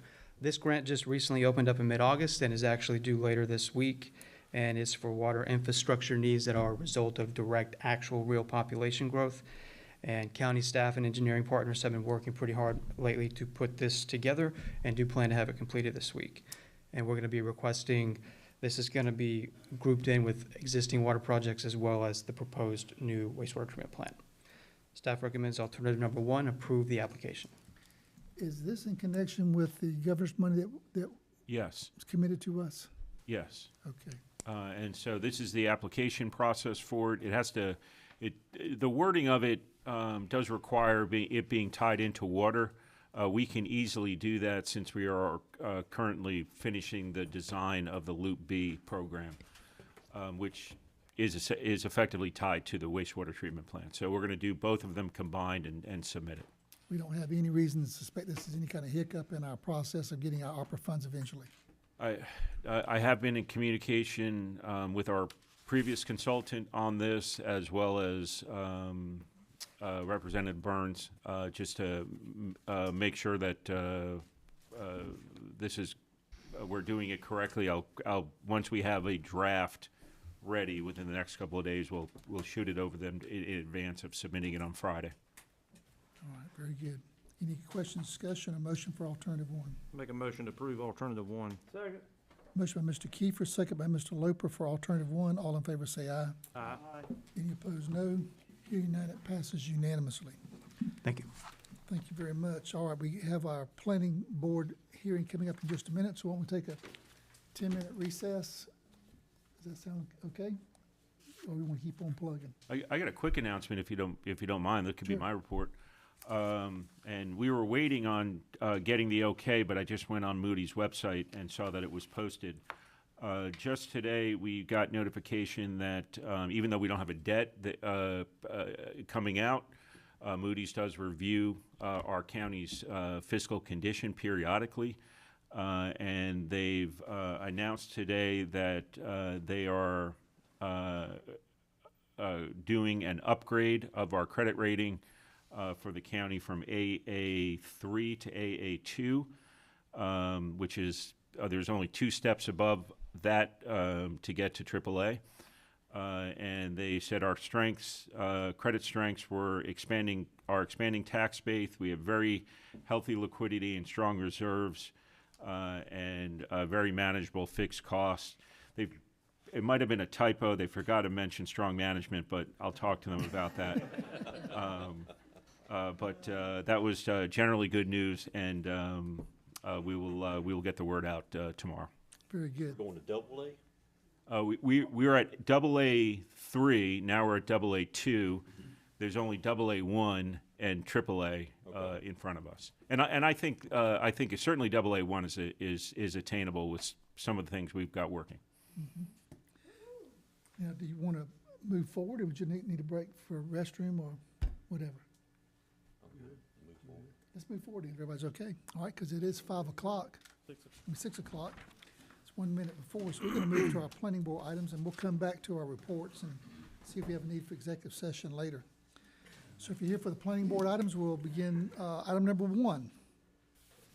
The planning board recommends approving an application by Tammy Y. Green as agent for James F. Moore to rezone 1.62 acres of 17.91 acres located at 390 South Laurel Circle from AR1 to R2 to allow for the creation of a home site. This is map number 303, parcel number 12 in the 1st district. We'll start with our zoning administrator. This parcel is currently zone AR1, and the applicant wishes to subdivide 1.16 acres from that, which must be rezoned to AR2 so that staff can sign the plat. Staff recommends alternative 1. Okay, we'll open a public hearing and see if there's anyone that wants to speak in opposition or speak for or opposition to this rezoning from AR1 to AR2. Anyone speaking for? You don't need to speak unless you just want to. I just came to find out what was going on with it, that's all. Okay, but you're not in opposition to it? No. Okay, all righty. Anyone speaking in opposition to this rezoning? Seeing no one, I'll close the public hearing and see if there's any question, discussion, or motion from the board. I make a motion that we approve the rezoning application. Second. Okay, motion by Mr. Floyd, second by Mr. Deloach to approve the planning board application. All in favor say aye. Aye. Any opposed, no. Hearing none, it passes unanimously. Item number 2 is consideration to approve the second reading of an application by Tammy Y. Green as agent for James F. Moore to rezone 1.62 out of 17.91 acres located at 390 South Laurel Circle from AR1 to AR2 to allow for the creation of a home site, map number 303, parcel number 12 in the 1st district. Motion to approve second reading. Approve the second reading. Second. Motion, Mr. Floyd, second, Mr. Burdette, to approve the second reading. All in favor say aye. Aye. Any opposed, no. Hearing none, second reading passes unanimously. Item number 3.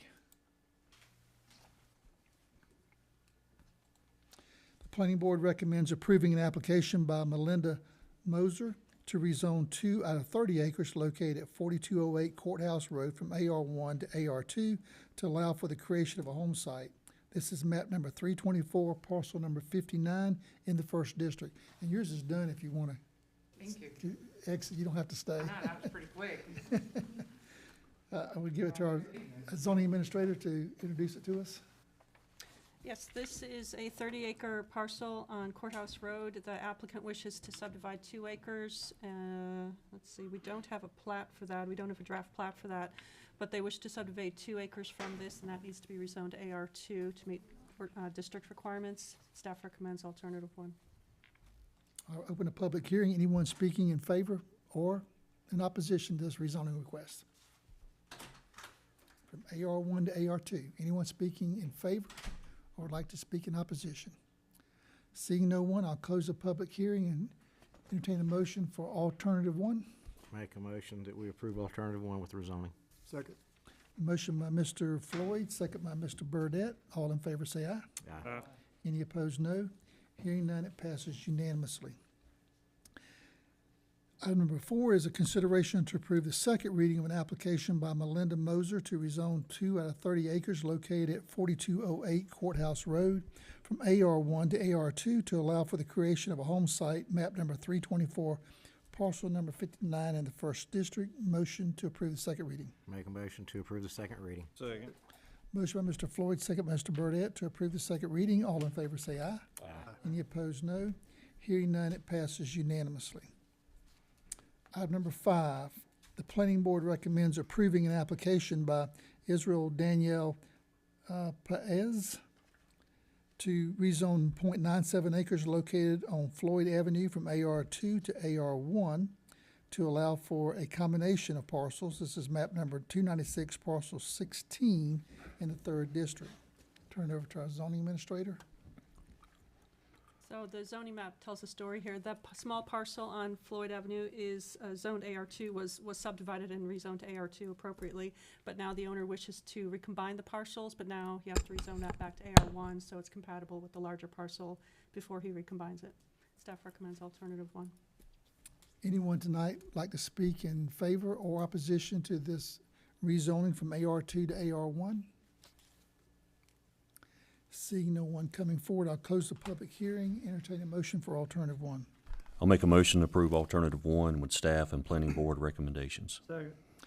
Motion by Mr. Deloach, second Mr. Loper. All in favor say aye. Aye. Any opposed, no. Hearing none, it passes unanimously. Item number 6, consideration to approve the second reading of an application by Israel Danielle Paez to rezone .97 acres located on Floyd Avenue from AR2 to AR1 to allow for a combination of parcels, map number 296, parcel number 16 in 3rd district. Motion? I'll make a motion to approve the second reading. Second. Motion by Mr. Loach, second Mr. Kiefer to approve the second reading. All in favor say aye. Aye. Any opposed, no. Hearing none, it passes unanimously. Item number 7.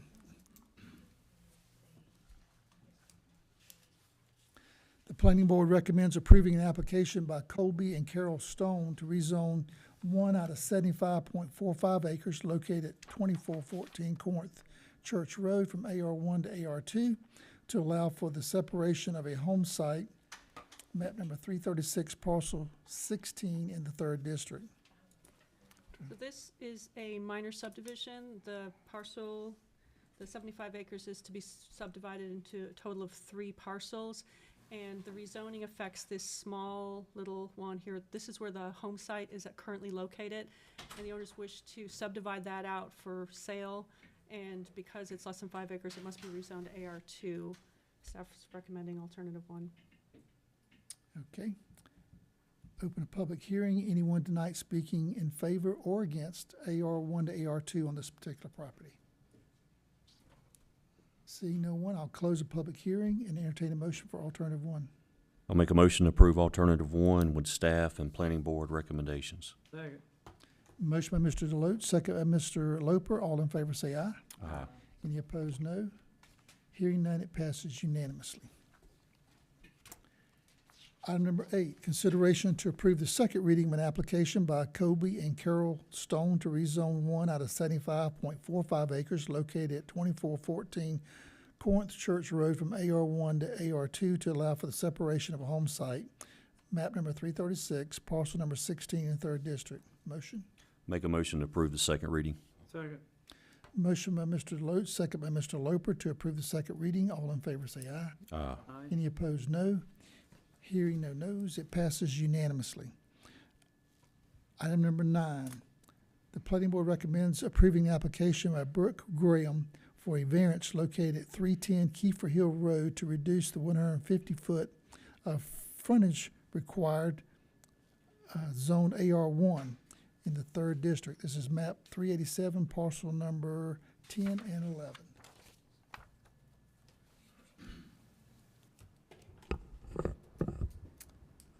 So zoning administrator going to give us a brief on that?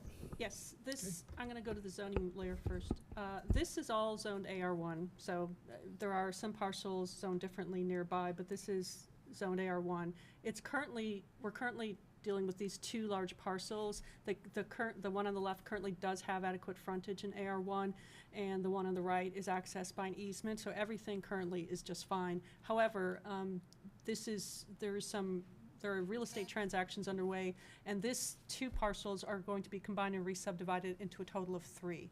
And again, that's all perfectly fine, except that the preferred layout gives 2 of the parcels road frontage with leaving one smaller one on the easement, and that's also fine, except that one of the road frontages is less than 150 feet.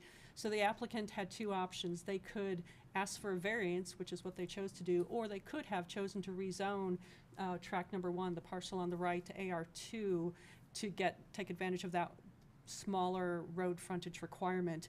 That wasn't palatable to the owner of tract 1, so the applicant is asking that we approve a variance to the road frontage for that parcel. It's over 100. It's not quite 150 feet. It's well over 100 feet. So it meets the AR2 requirements, if not the AR1. The county engineer did look at this. We did talk about driveway access. There's actually no change happening. The driveways are staying the same. All that's happening is that the property line is a new property line is coming in to split the road frontage. So they could either have rezoned it, or they could have gotten the variance. They opted not to change the zoning in the area to create a very large AR2 tract, and they're asking for a variance from the road frontage requirement to reduce the 150 requirement to, it's approximately 102. They have 102 feet, and staff are recommending approval. Open a public hearing on this variance request to see if there's anyone in opposition to reducing that road frontage from 150 to what? We don't know what it is, do we? 102? 102.85. Okay. Reducing it from 150 to 102. Anyone speaking in opposition or in favor of reducing that or providing that variance from 150 to 102? Seeing no one, I'll close the public hearing and entertain a motion from the board. Mr. Chairman, I'm familiar with the properties, and these properties are going to be personal residences. So with that being said, I'll make a motion to approve alternative 1 with staff and planning board recommendations. Second. Motion by Mr. Deloach, second Mr. Burdette, to approve with staff and planning board recommendations. Alternative 1, all in favor say aye. Aye. Anyone opposed, say no. Hearing none, it passes unanimously. Second reading, consideration to approve the second reading of an application by Brooke Graham for a variance located at 310 Kiefer Hill Road to reduce the 150 foot of frontage required zoned AR1, map number 387, parcel number 10 and 11 in the 3rd district. Motion? Make a motion to approve the second reading. Second. Motion by Mr. Deloach, second Mr. Burdette, to approve the second reading. All in favor say aye. Aye. Aye. Any opposed, no. Hearing no no's, it passes unanimously. Item number 11, under Planning Board. The Planning Board recommends approving an application by Tremblay to rezone 5 acres located at 1447 Ebenezer Road from AR1 to AR2 to allow for the separation of a home site. This is map number 460B, parcel number 1 in the 5th district. This is correct. I think this is in the 4th district. Hmm? It doesn't matter. I just wanted to point that out. Okay. This should be the 4th district. According to my calculations. I don't have that map. I could check. Do you want me to check real quick? It's a long bridge. I mean, I can check real quick. I've got the map up, so. pretty sure. I mean, not that it's not a No. big deal to me or Is it on the board. Is it on the right-hand side of Ebenezer Road? It's on the left-hand side, heading east past. Lee, does it legally impact anything we're doing? Well, you know, you took in that subdivision there by Ramsey Land, and you took. I didn't hear the this is question. Beyond, yeah, it's What's on the north question? side of it. On the agenda, it's noted as the Home 5th Bridge. district. If it's the 4th district, does that impact anything legally that we're doing tonight? It shows as the 5th district on our map. Really? Am I wrong? Zoom out. District on here. Right, that's where I'm trying to see if I it, just want to make sure we're, yeah. is it 5th or 4th, first of all? This is 5th. This layer is showing 5th. Okay. Wow. It is. Way within the. Well, avoid my question. I Forget didn't my know, question. yeah, I didn't know there was, I thought they were gonna change it to the 4th, and I didn't know if that impacted us legally on moving yeah, forward. there's a Okay. yeah, okay. All right, in the 5th district, that's been clarified, and we have our, Okay. I thought it was to Long Bridge, sorry. all right, do you have anything else to share from the zoning? Yes, I do, actually. This one, this one is technically part of a major subdivision. It's a small lot. It's part of Phase 1 of Longbridge Estates. And as such, we reviewed it a little more carefully, looking at re-subdivision within an existing subdivision. Now, the Tremblays had approached us a couple of years ago, and we've been talking to them on and off, and a building permit for a second home was issued. The house has been built. There it is, right there, both of the houses. So we've known long-term what their plan was, but it was, really a few years ago. And so now when they've come here to separate the parcel, we look at it and think, well, this is an existing subdivision. Let's give it a little more scrutiny. The plan is to take the 5-acre lot and split off, 1.04 acres. So that sliver on the left along that private road into the cul-de-sac. And while it's just a matter of rezoning that 1 acre to AR2, and that's fairly simple. We do have to be concerned about changing the character of the neighborhood. There were, I believe, no opponents at the planning board. The planning board themselves were a little concerned and did add a condition just to ensure number 3, which is that the parcel may not be further subdivided. So that, given that the house has been built, the intention is, I believe, to sell. I'm looking here. Are they here? They're here. The intention is to sell one of them. Well, I think so. You can. eventually, we built it for our parents who had I'll since tell you what, been deceased, so. So given the circumstances, we felt that we couldn't penalize them because we have been working with them, we have been familiar with their plans, and now that they want to sort of pull the trigger on it, we didn't want to stand in their way. But the planning board did add that condition that there can be no further subdivision that way, while we're taking into account their long-term plans, that the integrity of the neighborhood as a whole shouldn't be any further affected. Yeah. So their proposed plat. Yeah, it's this one here showing below the photograph. But so in general, staff are recommending approval. Planning board did recommend approval, although they added an additional condition. Okay. I'll open a public hearing. Anyone wanting to speak in favor of this rezoning from AR1 to AR2? No, everybody approved. We'll see if there's any conflict or discussion from the board. Anyone speaking in opposition to it? Any questions or discussion from the board? In case there's any opposition, she'll have a chance to respond.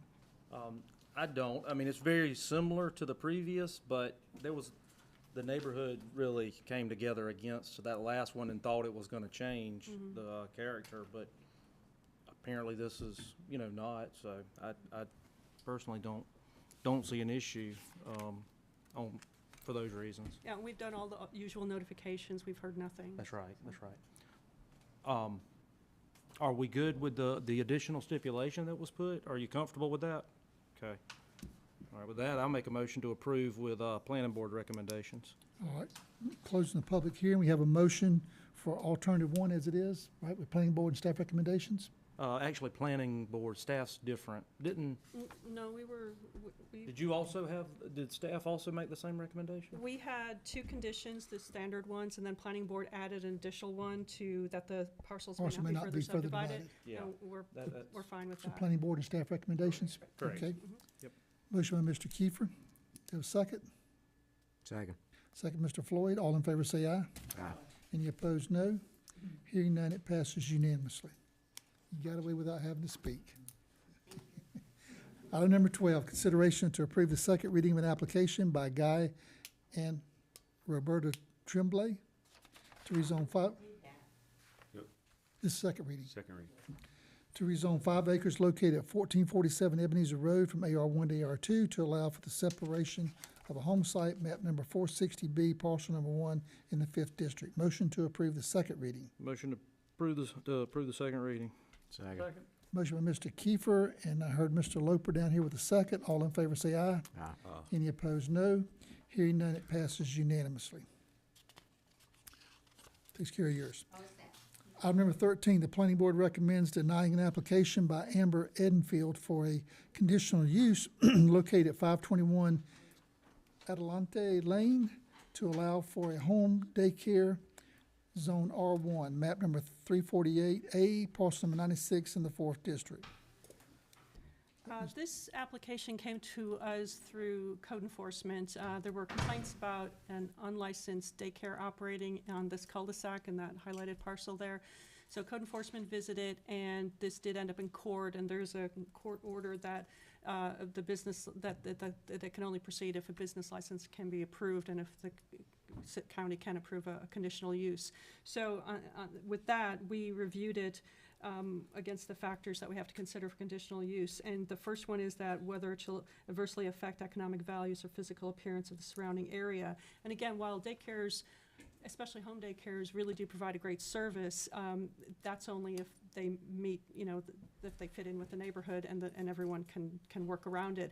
In this case, there are numerous complaints from neighbors and the homeowners association. In fact, the operation of this business is in violation of the covenants. Now, we don't usually take that into consideration. We're aware of it, you know, we like to know that, but it's not something that would normally have a huge impact. But in this case, given the kind of background that we had, given that it went to court, that there's still uncertainty about the number of children. At the planning board, the opponents in the surrounding homes stated that they saw still large numbers of children, and it was, you know, always very inconsistent children playing in the street. They were just concerned about the safety of the children, and in fact also about their mailboxes, their driveways. It was becoming a hazard. So the physical and that effect, that is the next criteria that we look at, the physical and environmental effects. So a number of clients are visiting each day, they're obstructing traffic on the cul-de-sac, and the neighbors are concerned about that continuing if we were to approve the conditional use and issue a business license. If this is, you know, going to be operated as a commercial entity, there's really not room for buffers. This is a developed lot. As you can see, there's no additional room for parking. It's really not something, it'll have a spillover effect onto adjacent properties no matter what happens. And given that the adjacent property owners are so adamantly opposed to it, we saw no way to get behind it and recommend approval. So because of that, staff recommended denial, and the planning board agreed and recommended denial also. Okay. Open a public hearing. Is anyone tonight speaking in favor of this application? This conditional use? Is the applicant here tonight that wants to speak? Don't see him coming forward. Anyone speaking in opposition to this? You just basically said everything that we were going to say, so. Okay, very good. Anyone else? Anything different? Seeing no one, I'll close the public hearing and see if there's any discussion from the board before I ask for a motion.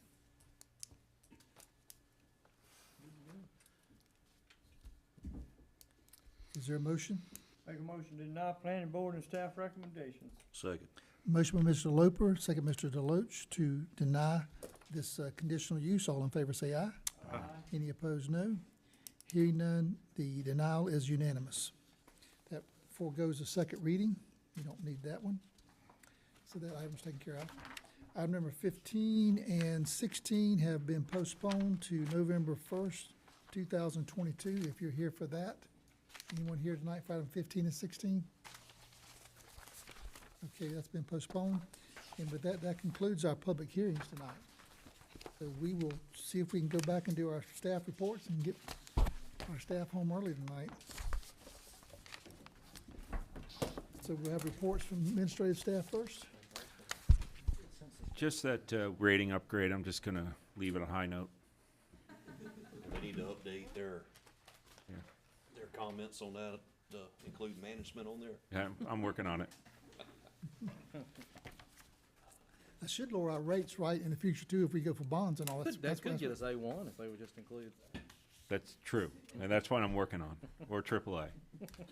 And if you're talking about, you know, bonding future splosh or whatever, 20, 30, $40 million, you're talking about 0.2%, it's a lot of money. Those finance guys over here know, so that's good. You're probably gonna ask for that increase in your pay, aren't you? Yeah, just a piece of the interest we're saving from the higher credit rating. All right, very good. Of course, it could be Mark that's doing all that good credit stuff for us, you know? Right. Anything else from our county manager?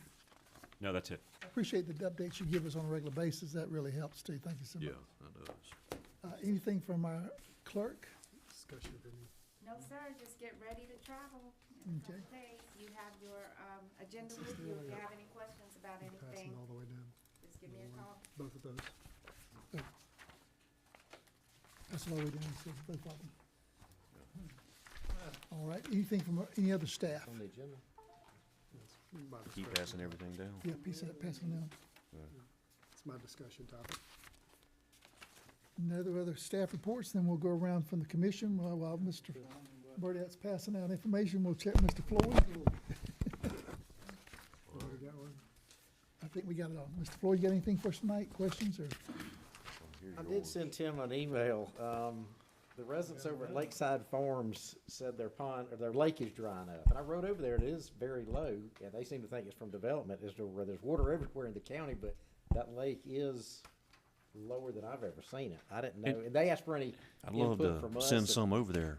Yeah, from District I think we 3. figure out how to get it from Jamie. did. And we're trying to- Development should not reduce water, it should increase I water. don't know, it's down, but, anyway, I don't And know. we're looking to, that's more of an impoundment than a lake. I mean, it's fed by I think the Styx Creek or something to that effect, and we're trying to figure out what's essentially affecting what's feeding that. Yeah, that's fine, I just told them Beaver I'd dams bring it up. maybe? What? Beaver dams maybe blocking water flow or something? It could be, or it could be, I mean, it could be that there's a lot of dirt mines in the area, and if any of those are being finished and being reclaimed, I mean, that could take months and months of water flow to fill them in. I'm not sure. We're researching I it. told her that I don't even know if that's a county issue, but I would see if we could come up with something for them, so. Well, that's something to consider for future dirt mining. Yeah, If I mean, if that's a real issue with current waterways, you know? Who they trying to get rid of water? I know it. Most of them. Jamie will pipe you some down That's, there. that's all I had for tonight. All right, Mr. Burdette? If you guys, I know the staff's aware of this, I've sent them an email and we've been back and forth, Tim and Teresa. But if you look at the one that says original plan, this is on the one near Autumn Woods. It's just a concern of mine in a big way. The original plan is what was presented to us by the applicant and the proposed builder. And when we talked about this, it was highly contested, if you guys remember. And the proposed site plan showed wetlands in between a lot of the property owners. And they kind of stomached this, and they were okay with this. And the applicant also promised a nice feature going inside and various different things. Volume of square footage, I think, and a couple others. I don't know if you had a chance to review that. Yes. So we, went under this assumption. So we all agreed on this plan when we approved this thing. And I was in agreement too. It was houses beside houses. There's plenty of space in between the back of Autumn Woods. The second piece is what is actually going forward right now with, they're cutting all the trees. The wetlands have been completely eliminated. And now they're upside 13, 14 homes instead of wetlands and water. This is very, very different than what we looked everybody in the eye and said, this is what we're gonna do, than what is actually approved and what they're building right now. And I don't know how it happened. I mean, I know we don't have mechanisms in place to prevent some of this. Approve a sketch plan? We approved this sketch plan, and now they're building on this one. So, I can't tell the difference. I'm sorry. I mean, just if you look at, looking at Well, these firsthand. I can tell you what happened What the with difference it. is. can I come over for a second? No, Sure. I'll show them the things. Yeah, see? Here's Autumn Woods, Yeah, right here. They had all that line of wetlands to protect them. Uh-huh. And now here's Autumn Woods. I'll get another one. but Nothing. yeah, that's the Oh, original. so it's Oh, okay. literally Literally next totally door. different. Or right I up mean, to now it. there's no wetlands, and they're just doing a 15-foot buffer. I don't even know if they're doing a fence. Does that make sense? So originally, it was a larger buffer. Figure it out. Huge. I mean, look at the wetlands and plus water in the back. And, they're like, okay. okay, well, we can deal with this, we're gonna have all this space, we promised them, looked at them in the face, Okay. I'm okay with it, but now we're building this, and this is approved, and now we've got a line of houses down there, the backyard, instead of wetlands and water. Okay. Difference in lot, I mean, it's different, is this, Well- this is this? Yeah. All So now- this? So now, instead of having wetlands and water right here against these houses in Autumn Woods, you've got this line of homes, and there's no wetlands at all. It's all been completely Gotcha.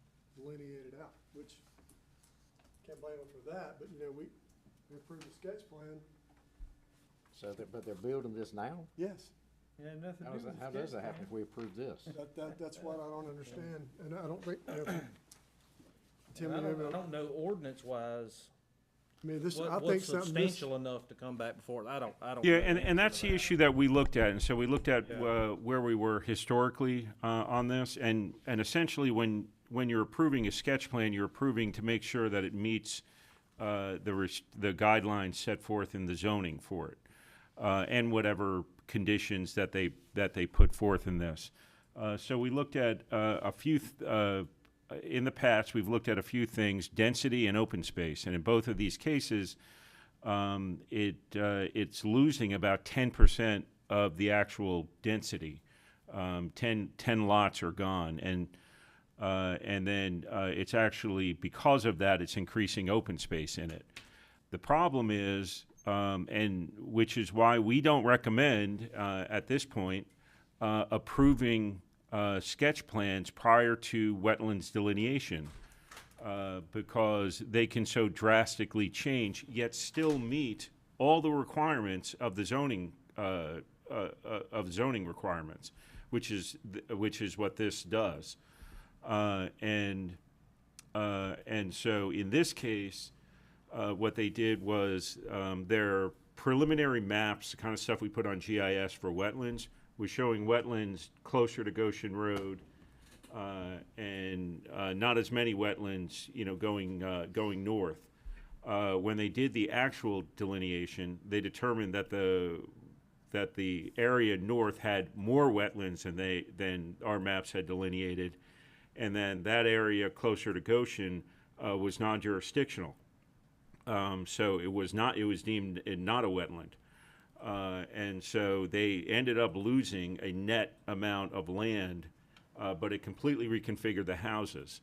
And so and also keep in mind that this is, if you look at the finished product on this, this is exactly why we changed our zoning requirements for R6.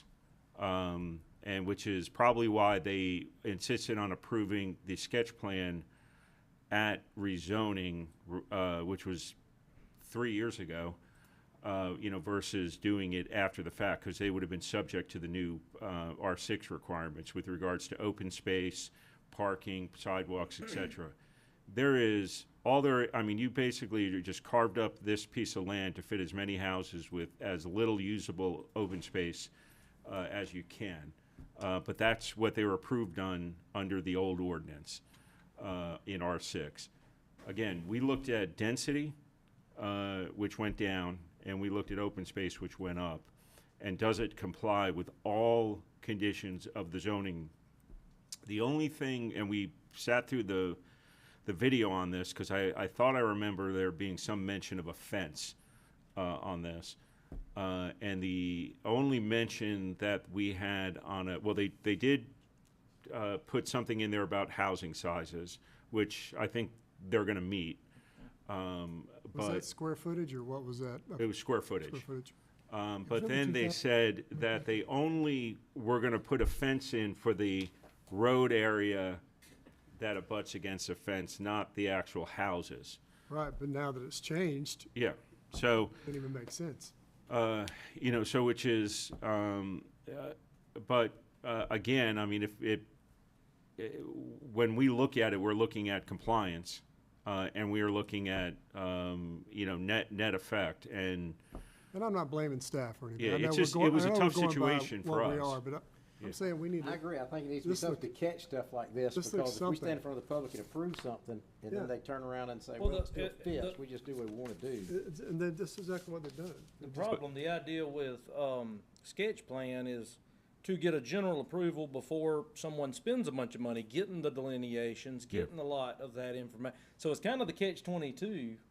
So they did the sketch plan based off the best information they have without, you know, Maybe expending they a don't lot have to of money. approve, then maybe don't they have to need to approve come the back sketch before plan us if it until later. changes. But we don't have to approve a sketch plan in the beginning. We can wait, still do the Well, we zoning. need to change To what your the point. intent of the sketch plan is, because the I can't quote it, but I'm pretty sure the ordinance requiring sketch plan does say something to the effect to prevent someone from spending too much money on the front end. I'm not sure how it's worded.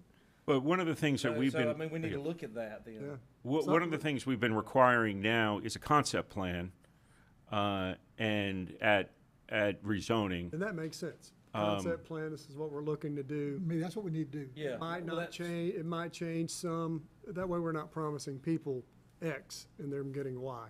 And that's what we do. I'm 100% agree. But I think we need to look at our ordinance as far as sketch plan, concept plan, or, Right. you know, And- how we. And Because we need something on paper. I mean, even if it's a dry drawing or whatever of what they're looking to do. But to have something this well Concept equipped, wouldn't this bind looked us. this looked like the gospel when he brought it up here. Yeah. So now we're thinking, hey, this is what we're doing, and it's far from it. Yeah, And of otherwise, we have course- to put a lot of stipulations in the rezoning. Right. You know, to prevent. Or one of the things that we're considering, if you remember our last, not obviously before today, is our last workshop that we did on buffers and rezoning, and the rental issue. We were talking about the potential for eliminating any further R6 and pushing everything into all high density into PDs, and having those PDs in like different layers based on what you'd have more density but more requirements. Existing R6 would essentially fall into the PD layer. If you do that, the PD in itself, gives you a little bit more say-so on site plan. Because the problem with us, right? You got to put all the roads in and all before it comes back to the board again for final plat. Well, the decision's already been made at that point because the infrastructure's in there. And so the sketch plan might be, at rezoning, might be a little too early. And so a concept plan at PD approval, and then a sketch plan to really, in the concept plan, you basically are approving density with the zoning, and then you come back and do the sketch plan farther down the line, because this is a perfect example, because the sketch plan was done on this 3 years ago. Yeah.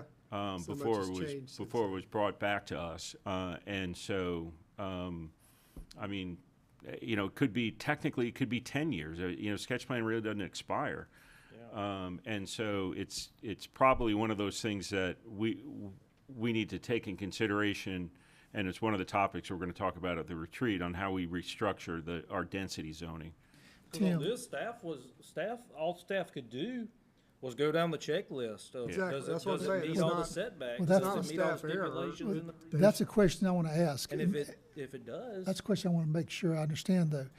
If staff had noticed that the wetlands were being gone and knew that we were trying to protect autumn, whatever, could they have brought that back to us and we could have denied the sketch plan?